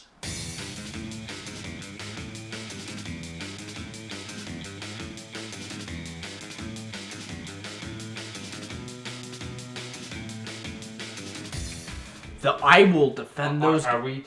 When we say Rush, we including Colors DS or no? Yes, because it is the third Rush game. Okay, then Rush, fan-freaking-tastic. It is probably some of my favorite in terms of just how the game is. Is the first game that introduces the boost too, and adds in probably my favorite character in all of Sonic, Blaze. I think Blaze is just my favorite character. First Rush was fantastic because in terms of 2D platforming, there wasn't too much, but the game knew what it was doing with its boost. Sonic Rush 2 had Marine the Raccoon, and we don't talk about Marine the Raccoon. I gotta be honest, I'm not the biggest fan of Rush Adventure. I like Rush Adventure. It has some bite-sized levels along with some big ones, and I actually really did like going through that stuff. It was pretty fun for me. I don't know, maybe just a personal thing, but I really liked it. It was good. I definitely liked it, but I think Rush 1 was a better game. Well, because it's a level to level, and it's not as much, except, if you're trying to go after the Chaos Emeralds. Well, no, I actually did like the boat sections in Rush Adventure. I thought the level design of Rush 1 felt... more complete. They felt more... They just felt better overall for me. With the exception of... you know what I'm talking about with that one Rush level, the Sky one? Oh. That one I hated with a passion, but outside of that one... I can do that level without dying once. I used to be able to do that. I really hate the special stages, though. I really don't know why. Yeah, I don't know why. They're usually supposed to be really... Actually, no, there is a reason why. It is a very personal reason. Okay. Okay, during the when I was trying to gather the emeralds, I had the 7th Chaos Emerald was the hardest thing for me to do. I couldn't tell you why, but it was really hard. Okay.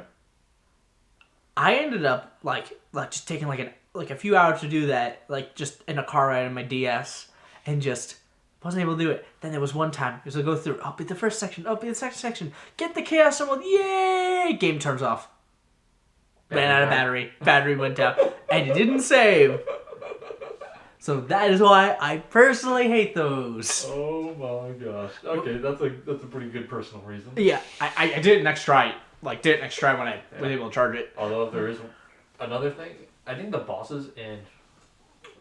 Actually, no, I'll give Rush Adventure this. It had better bosses. Yes, it does. I will defend those bosses. I mean, Rush 1 was... I do like the character battle between Sonic and Blaze. I think that's good.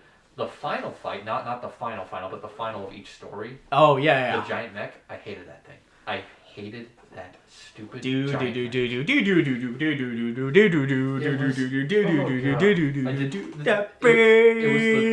would not have been as bad if for some reason they didn't have that. I don't know why they did this, where the more times you get hit, the further the rings fly from you in the Rush game. Yes. Round. Oh, God. Round. That was etched in my ears for so long. Round. Funny enough, that boss is different colors depending on who you fight him as. Exactly. Which I think is funny, but... Yeah. How's that funny? Colors go wee. Well, just like this idea that Eggman's like, okay, I'm building this mech to fight again. I don't want to look too unoriginal. I mean, I'm building it again, but if I make it look the same, then Sonic's gonna make fun of it. I'm going against the cat, but the cat's probably gonna make fun of me too. We don't wonder where that cat's been. He's never really done anything. But honestly, have you ever played Sonic Colors DS? Yes. Oh yeah, Sonic Colors DS is really fun. I think it's probably the best, quote unquote, best Rush game. In terms of level design, it is the best one by far. I love how the color powers are integrated, and they have a few of them. I think it's Void and Burst. Burst that are exclusive to the DS version. Those are good. I really like in Colors DS how they basically took the Rush design and actually integrated more actual 2D platforming.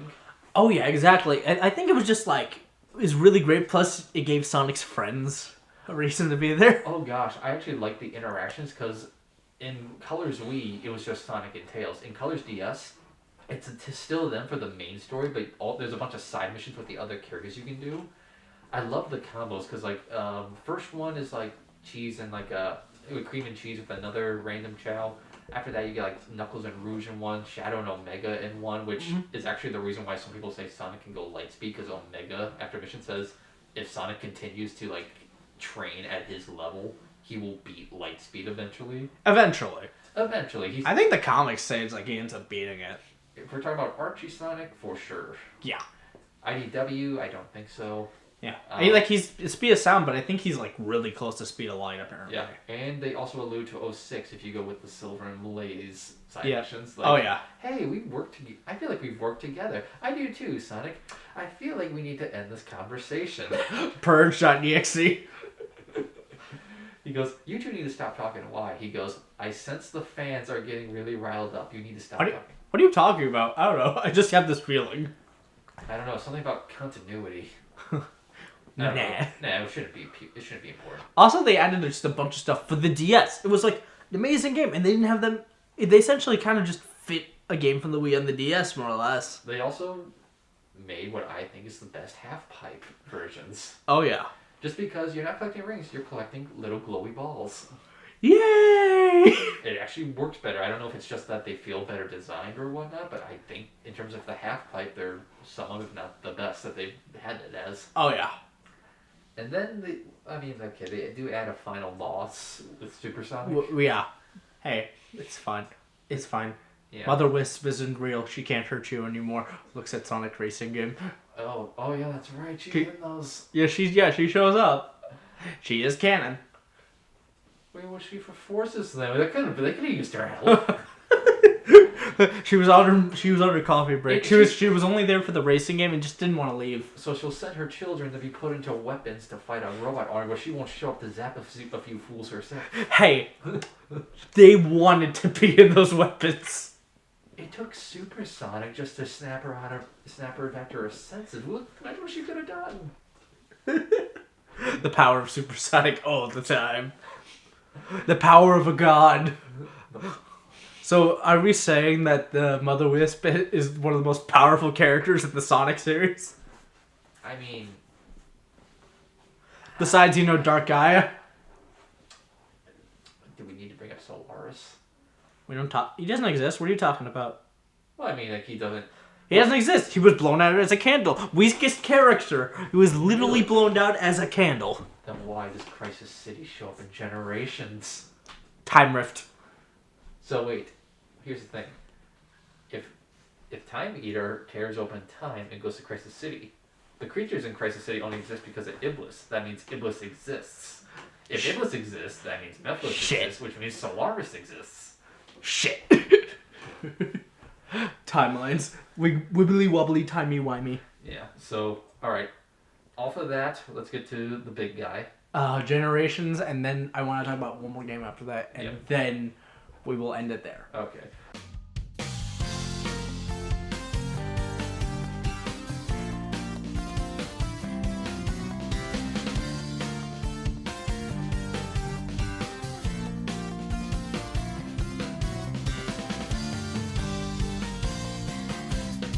Generations. Oh boy, Generations. The celebration of Sonic by having levels from the previous games we talked about, depending on which version. Oh.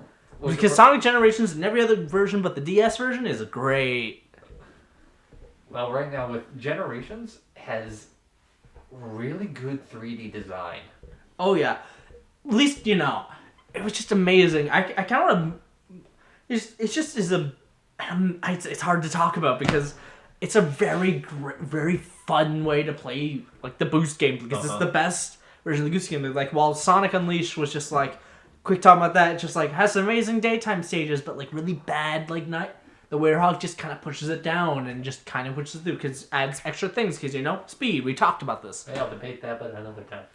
Sonic Colors It's the best 2D Sonic game, 2.5D Sonic game I've ever played. Not going to debate that one. That's all I need to say, and anyone who's played Sonic Colors knows exactly what I'm talking about. Yeah, with Generations definitely knew what to do because it has classic and modern. Well, from the different dimension and not through timelines. Yes, thank you, Forces, for ruining. For adding additional complexity to something that was already established and much more simple, but okay. It's been generations since I saw you. Ding! Well, he's not wrong. Yeah, well, the thing with Generations is that if we're talking about the 2D with Classic, the physics are not the same, but you can see that they understood, at least for that game, what people liked about Classic Sonic. Classic Sonic really does kind of shine through this just because of just how easy you can kind of, take the spin dash and just go zoom! It was essentially just like, what if we take the Adventure 1 spin dash and make it better? Stop on a time and just zoom faster than the boost. Boost to win. Boost to win. It's boost to win. Well, yeah, because in that one, the level, there's actual 2D platforming. It's like actual platforming, like the classics. And it shows. Oh, it shows, absolutely. Alternate pathways. They actually have, the electric shield and elementals are there. You have to unlock them, but yes, they actually take from the classics. And I know that that's a cliche thing to say, like, it's from the classics, but the thing is that they know what the classics did right. The classics took... Again, what we've been saying, say it with me, high-speed platforming. Well, high-speed platforming with alternate routes that allow you to actually make use of it, because one of the things you need for high speed is the speed will wear off eventually, but whether or not you can maintain that speed while based on going at the top paths. Taking the top paths or even the bottom paths, if you want to find optimal ways, you want to maintain speed while giving alternate routes, and you want to be able to maintain that speed by perfecting those routes. That's what gives it its right place. One of the best. They do it not just with classic, but through modern. One of the best ways to illustrate this is with Chemical Plant. The moment you start the thing, there are 3 pathways already present. Just either you can go straight through, you can jump to the left side just to go through this other alternate path, or go to the right side, and just it immediately just shows just how they much know Sonic. The classic Sonic had this philosophy of, if you want to keep your boost, keep your speed, you got to go through the top paths because they're easier to go through, but they take effort to get to. And if you play the games enough, you can essentially memorize these things and be able to go through that. And that's the philosophy with classic Sonic, and that's shown through 1, 2, and 3, and the other one we're gonna talk about. But okay, one more thing. It's Mania. Obviously, why do I think what am I hiding this for? Wait, I thought we were talking about Sonic CD here. What are you doing? Sonic CD doesn't exist. Yes, it does, Time Stone. There were only 4 games. Hey, if the Sonic Mania trailer can get rid of that game, so can I. No copyright law in the universe is going to stop me. Especially if I'm the copyright law. Sonic the Hedgehog becomes the copyright law. No copyright law in the... Well, damn. I can't stop myself. Alright, Eggman, you win. I'm going home. just walks to the elevator and leaves. Anyway, they pretty much understand, just based on how, with classic Sonic, the way his gameplay is just very, tuned. Very fine-tuned. With modern Sonic, they essentially took what happened in technically, but, in Unleashed and in Colors, and just ran with that. And it shows. Oh, absolutely. I think a great level for this is Sky Sanctuary. There are so many sections in Modern where it is legitimate 3D platforming. Oh, and it's great. When I first played the game, Green Hill, I'm like, okay, straightforward, alternate pathways, I love this. Chemical Plant, like you mentioned, alternate pathways, great stuff. Couple platforming. Sky Sanctuary, I'm like, oh my gosh, there was so much 3D in this level. I'm actually in a 3D platforming segment where I have to jump and not just holding attack stuff. I'm like, this is fantastic. Wait, the Sonic game's making me think? I'm like, I actually have to do that. And the controls are good enough to where I can. I'm like, where has this been my whole life? Oh my god. It was eye-opening finishing Sky Sanctuary. I'm like, this game is fantastic. This game is so good. I gotta have more.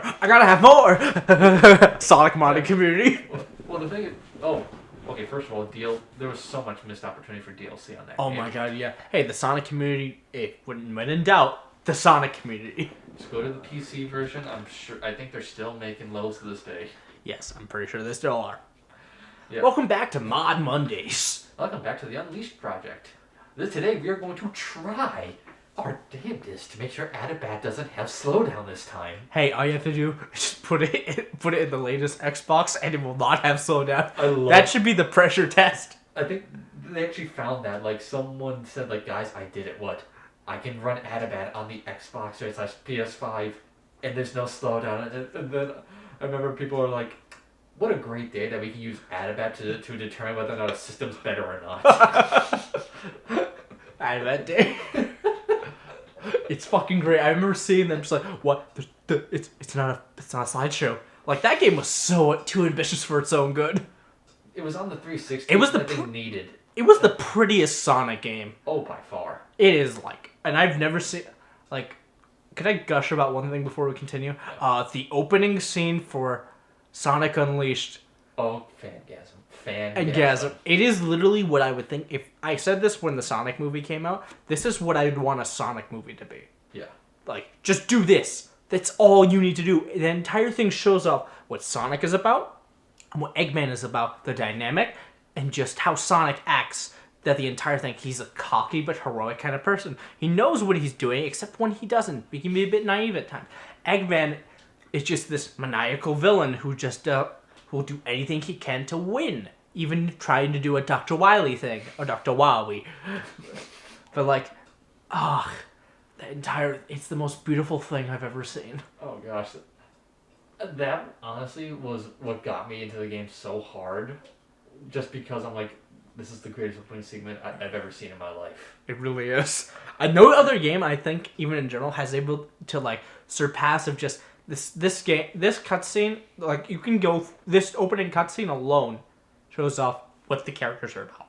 It also basically gets the plot running because the opening cutscene. Running. Well, it has that. It gets the werewolf out of the way immediately. It shows Dark Gaia. It shows that there's an issue, and it shows Eggman like, okay, now I can start doing my stuff, and the game can just go from there. You know, how the heck did my dildo cannon destroy the room? But not really. But I tried doing this again with the Eclipse cannon. It's like, I did it, and looks like I guess I didn't recharge the emeralds. They're out of juice. Oh well. You better do it before I blow up the world. If you blow up the world, know what you're gonna do. I don't know. I don't know how to get this far. So allow me to just your next move. Put Planet back together. But anyway, moving on from that, Generations just has amazing game design that does help, and a bunch of the side missions are really fun and creative. Specifically the ones that you have with your buddies. Oh gosh, those side missions are actually quite good. I'm like with some of them, with a lot of them, but Vectors. That one took me a while to do, but I thought it was actually fun because of how unique it was. Oh yeah. There was the Rouge one. Pretty sure he had his adventure, like, oddly enough, I think he had his heroes like moveset when he was doing that. Like the rah rah rah. I actually did like how in Green Hill you race against Tails and Tornado and Supersonic Racing is playing. Oh, I know how much you love that song. Little Smash Bros. Don't talk about that with me. I actually do like that remix though. It's the only time it plays in the game, but I like it. Sega Saturn. Yeah. I love how they incorporated the commercial bit about the Sega Saturn in that.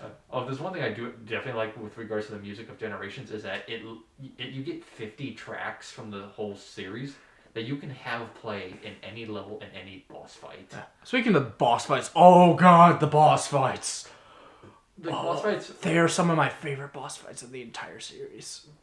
For me, it's lowest end is Death Egg Robot because it's. I love the Death Egg Robot.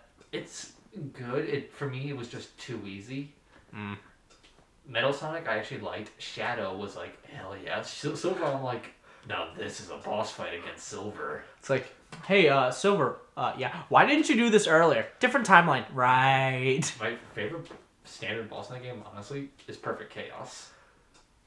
It's pretty much like I love how it just uniquely shows like, wow, Sonic has gotten a lot more powerful in the coming years. Yeah. He's able to beat him without this was a boss fight you had to be Super Sonic for.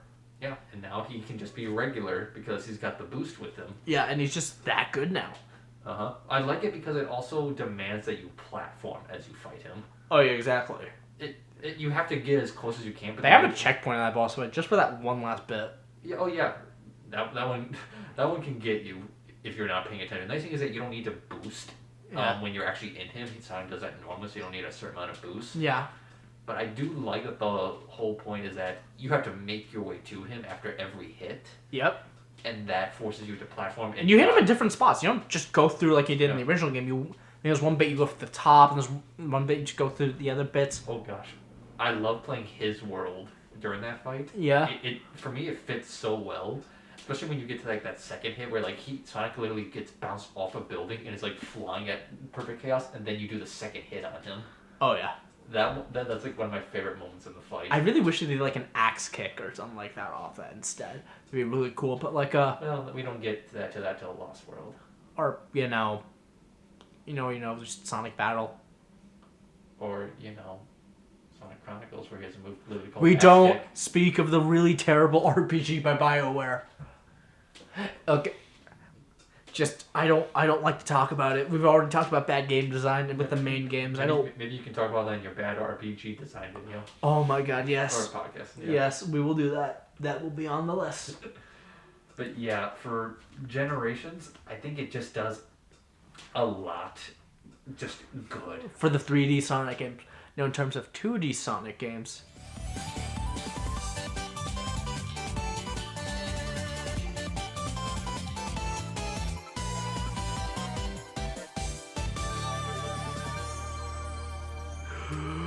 Jesus Christ! I wanted to go for it, but I don't know the entire thing that Some Call Me Johnny does. Okay. Mania?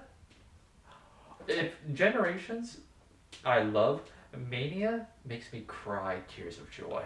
It was just like, Sonic's back. Sonic's back. Like, literally, when we saw the trailer, I saw the trailer for Mania, I'm like, this can't be real. I'm like, are they actually going for it? And then we get the game, and then it's just this moment. I've never thought I'd see it again. I'm like, this is one of the most beautiful moments I've ever had as a Sonic fan. Tyson Hess and his team did an amazing job with that game. This just proves how well they know Sonic level design. Yeah. The thing is, we've been going in and off about the Sonic fan base, but the Sonic fan base, at least the ones that really care, with people who do the Sonic hacking contest, or stuff like that, they know Sonic. Again, Tyson Hess is the guy who did Sonic before and after the sequel. If you ever played those fan games, I know them. Yeah.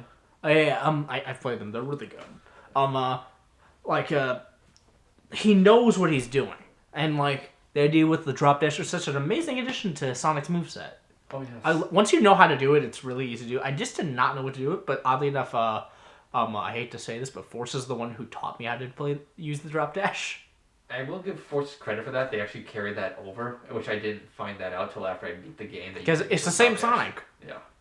But yeah, Mania is basically, hey, let's take the level design basically let's make the actual Sonic 4. Yeah, let's make some new levels. Meanwhile with Sonic higher ups, no. Green Hill Zone. And Chemical Plant, because you know what? We use Green Hill. We need to reuse another level to death. Nah, but still, they go through kind of it's there's similar level tropes, and then you go to Act 2 and just this thing's about to get real. They do that with every level. Act 1 is basically how you remember it. Act 2 is, here's the cool spin on it. Here's the awesome, amazing spin. And I love how the game design sort of just teaches you by, showing you a bit of it, showing you in the beginning, and just goes through the Mega Man sort of philosophy. It actually made me like Oil Ocean. Yes. I hated Oil Ocean in Sonic 2. Really?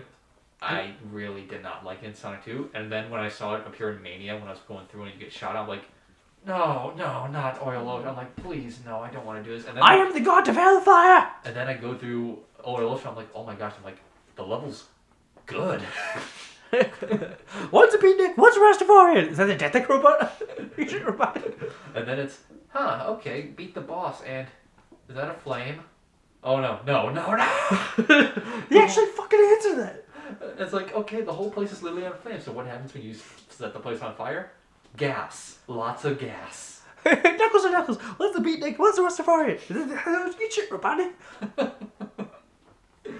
Oh, I love that. Oh yeah.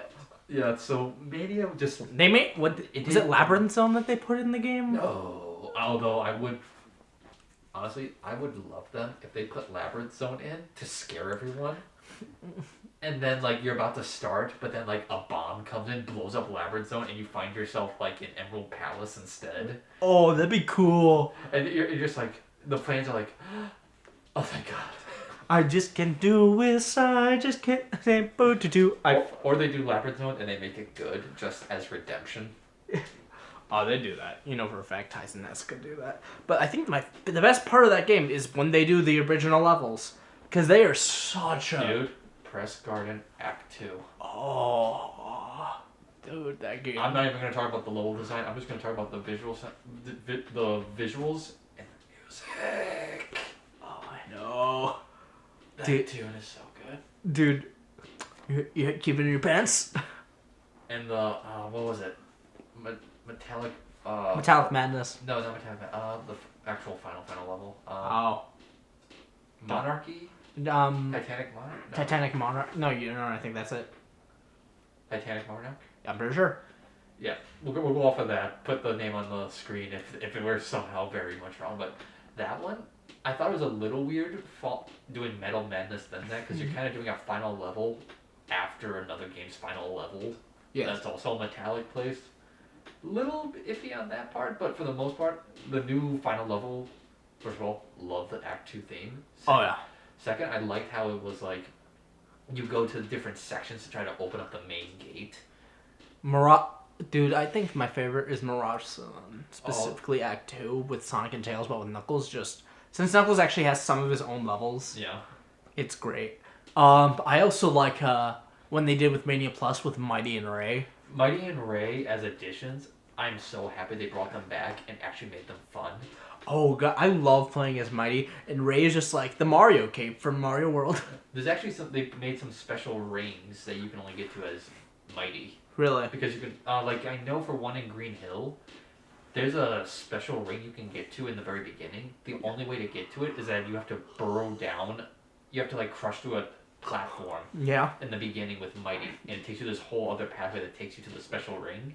Oh, I didn't know that. That's really cool. As far as I know, it's only, like, in the Mania Plus mode where you get all 5 characters. Yeah.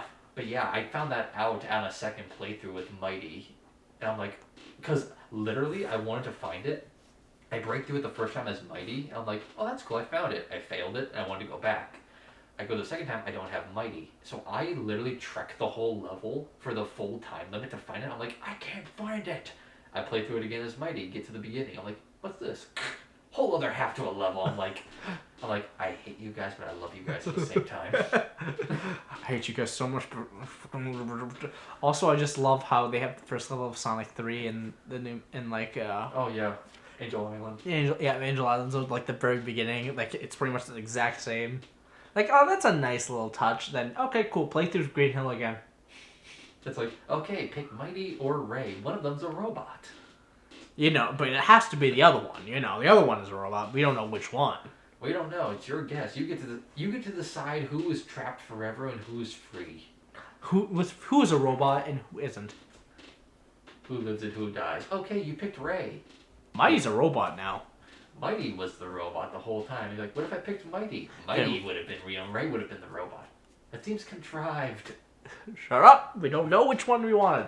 You can get them both anyway. They're really fun. But yeah, in terms of level design, though, it understands the principle of 2D Sonic levels. Yes, because it understands that you want to go fast, but you also want to explore. That's another thing about the levels I don't think we really said was exploration. Well, sort of. Just like the top path of just being the best path, of the middle path of being all right, with the lower path being the hardest of the 3 paths, and the hardest to go, at least to go fast in. If you want to go, not just in terms of like you want to always get the top path, but just you want to incorporate as many paths that flow. Like the last thing you want is like a special path that is the most contrived thing to get and navigate. Yeah. So you never go there. You want to be able to make it so if you decided, I want to go the lower path, you still have fun.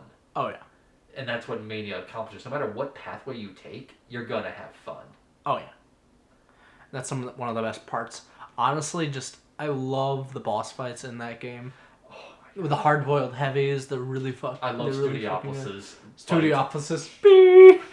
I love how they incorporated the Sega has a bit of a sense of humor. It's like they have the beeping sound from the live stream that they did a while back. It's like, oh, you little cheeky little The game has so much fan service.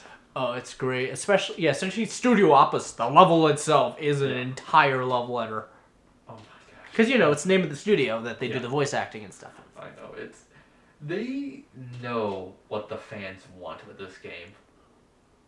And I'm so happy Mania exists. Because if Mania did not exist, the whole series would be in a terrible state right now. Oh, God. Yeah, because, Forces would have come.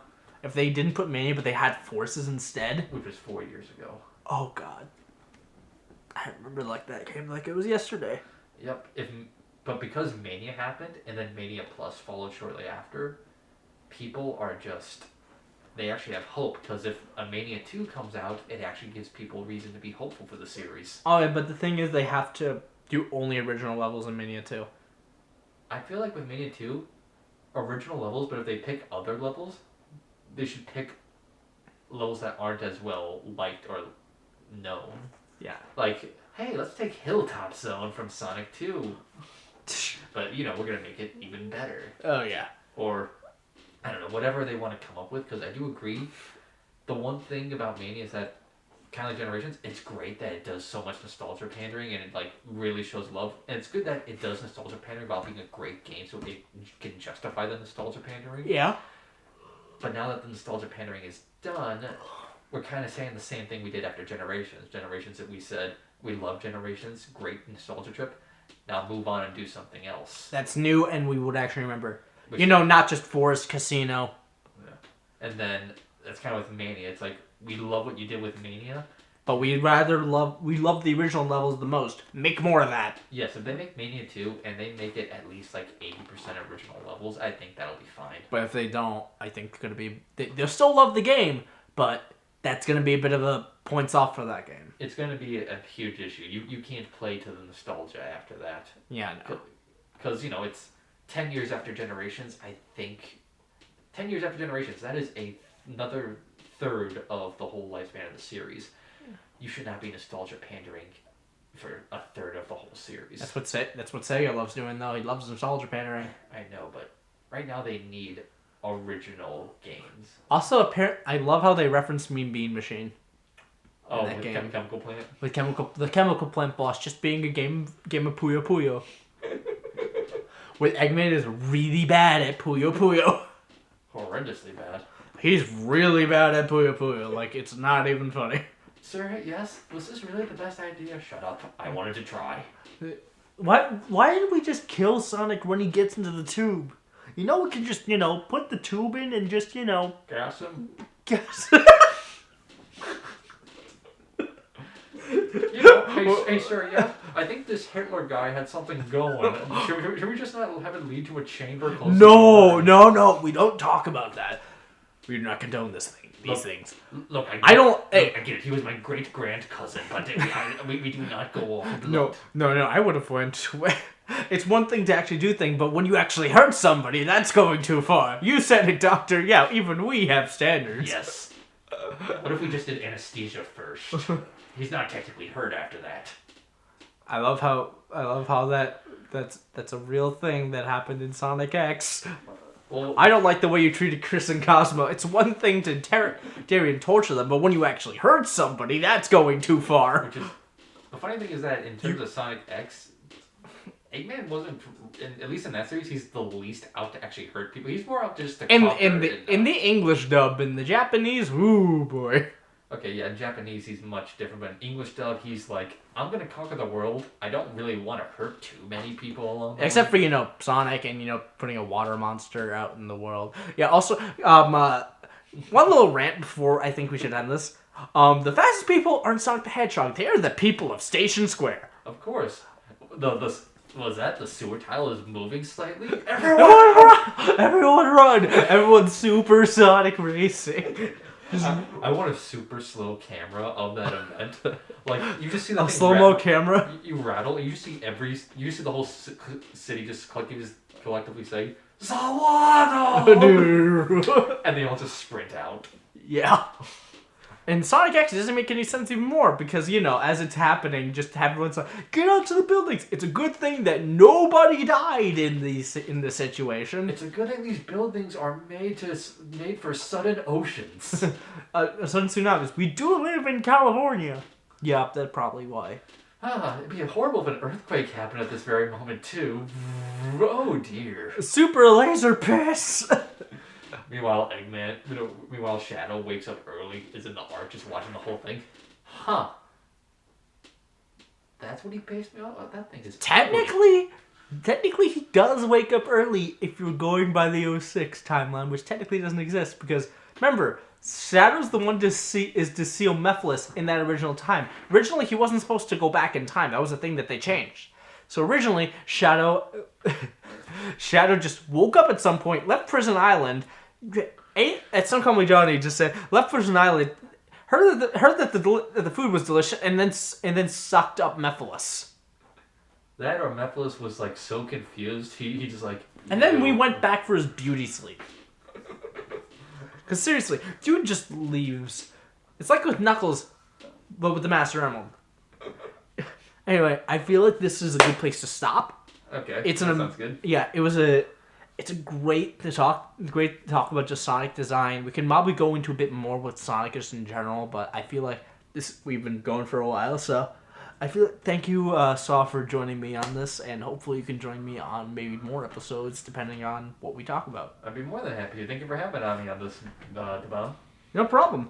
And we will make sure to just follow this channel, I guess, if you want to hear more. I don't know. I'm not forcing you. Do whatever you want, man. It's all up to you. Press that like it. If we get to 5,000 likes, we'll do an epic face reveal. The face reveal is my face. Goodbye. Epic face reveal is just SCP 096. Oh no! Oh no! Just alright. Well, next episode we'll figure out what we'll do, but I guess we will see you next time. I guess. Bye bye. Good night, everyone.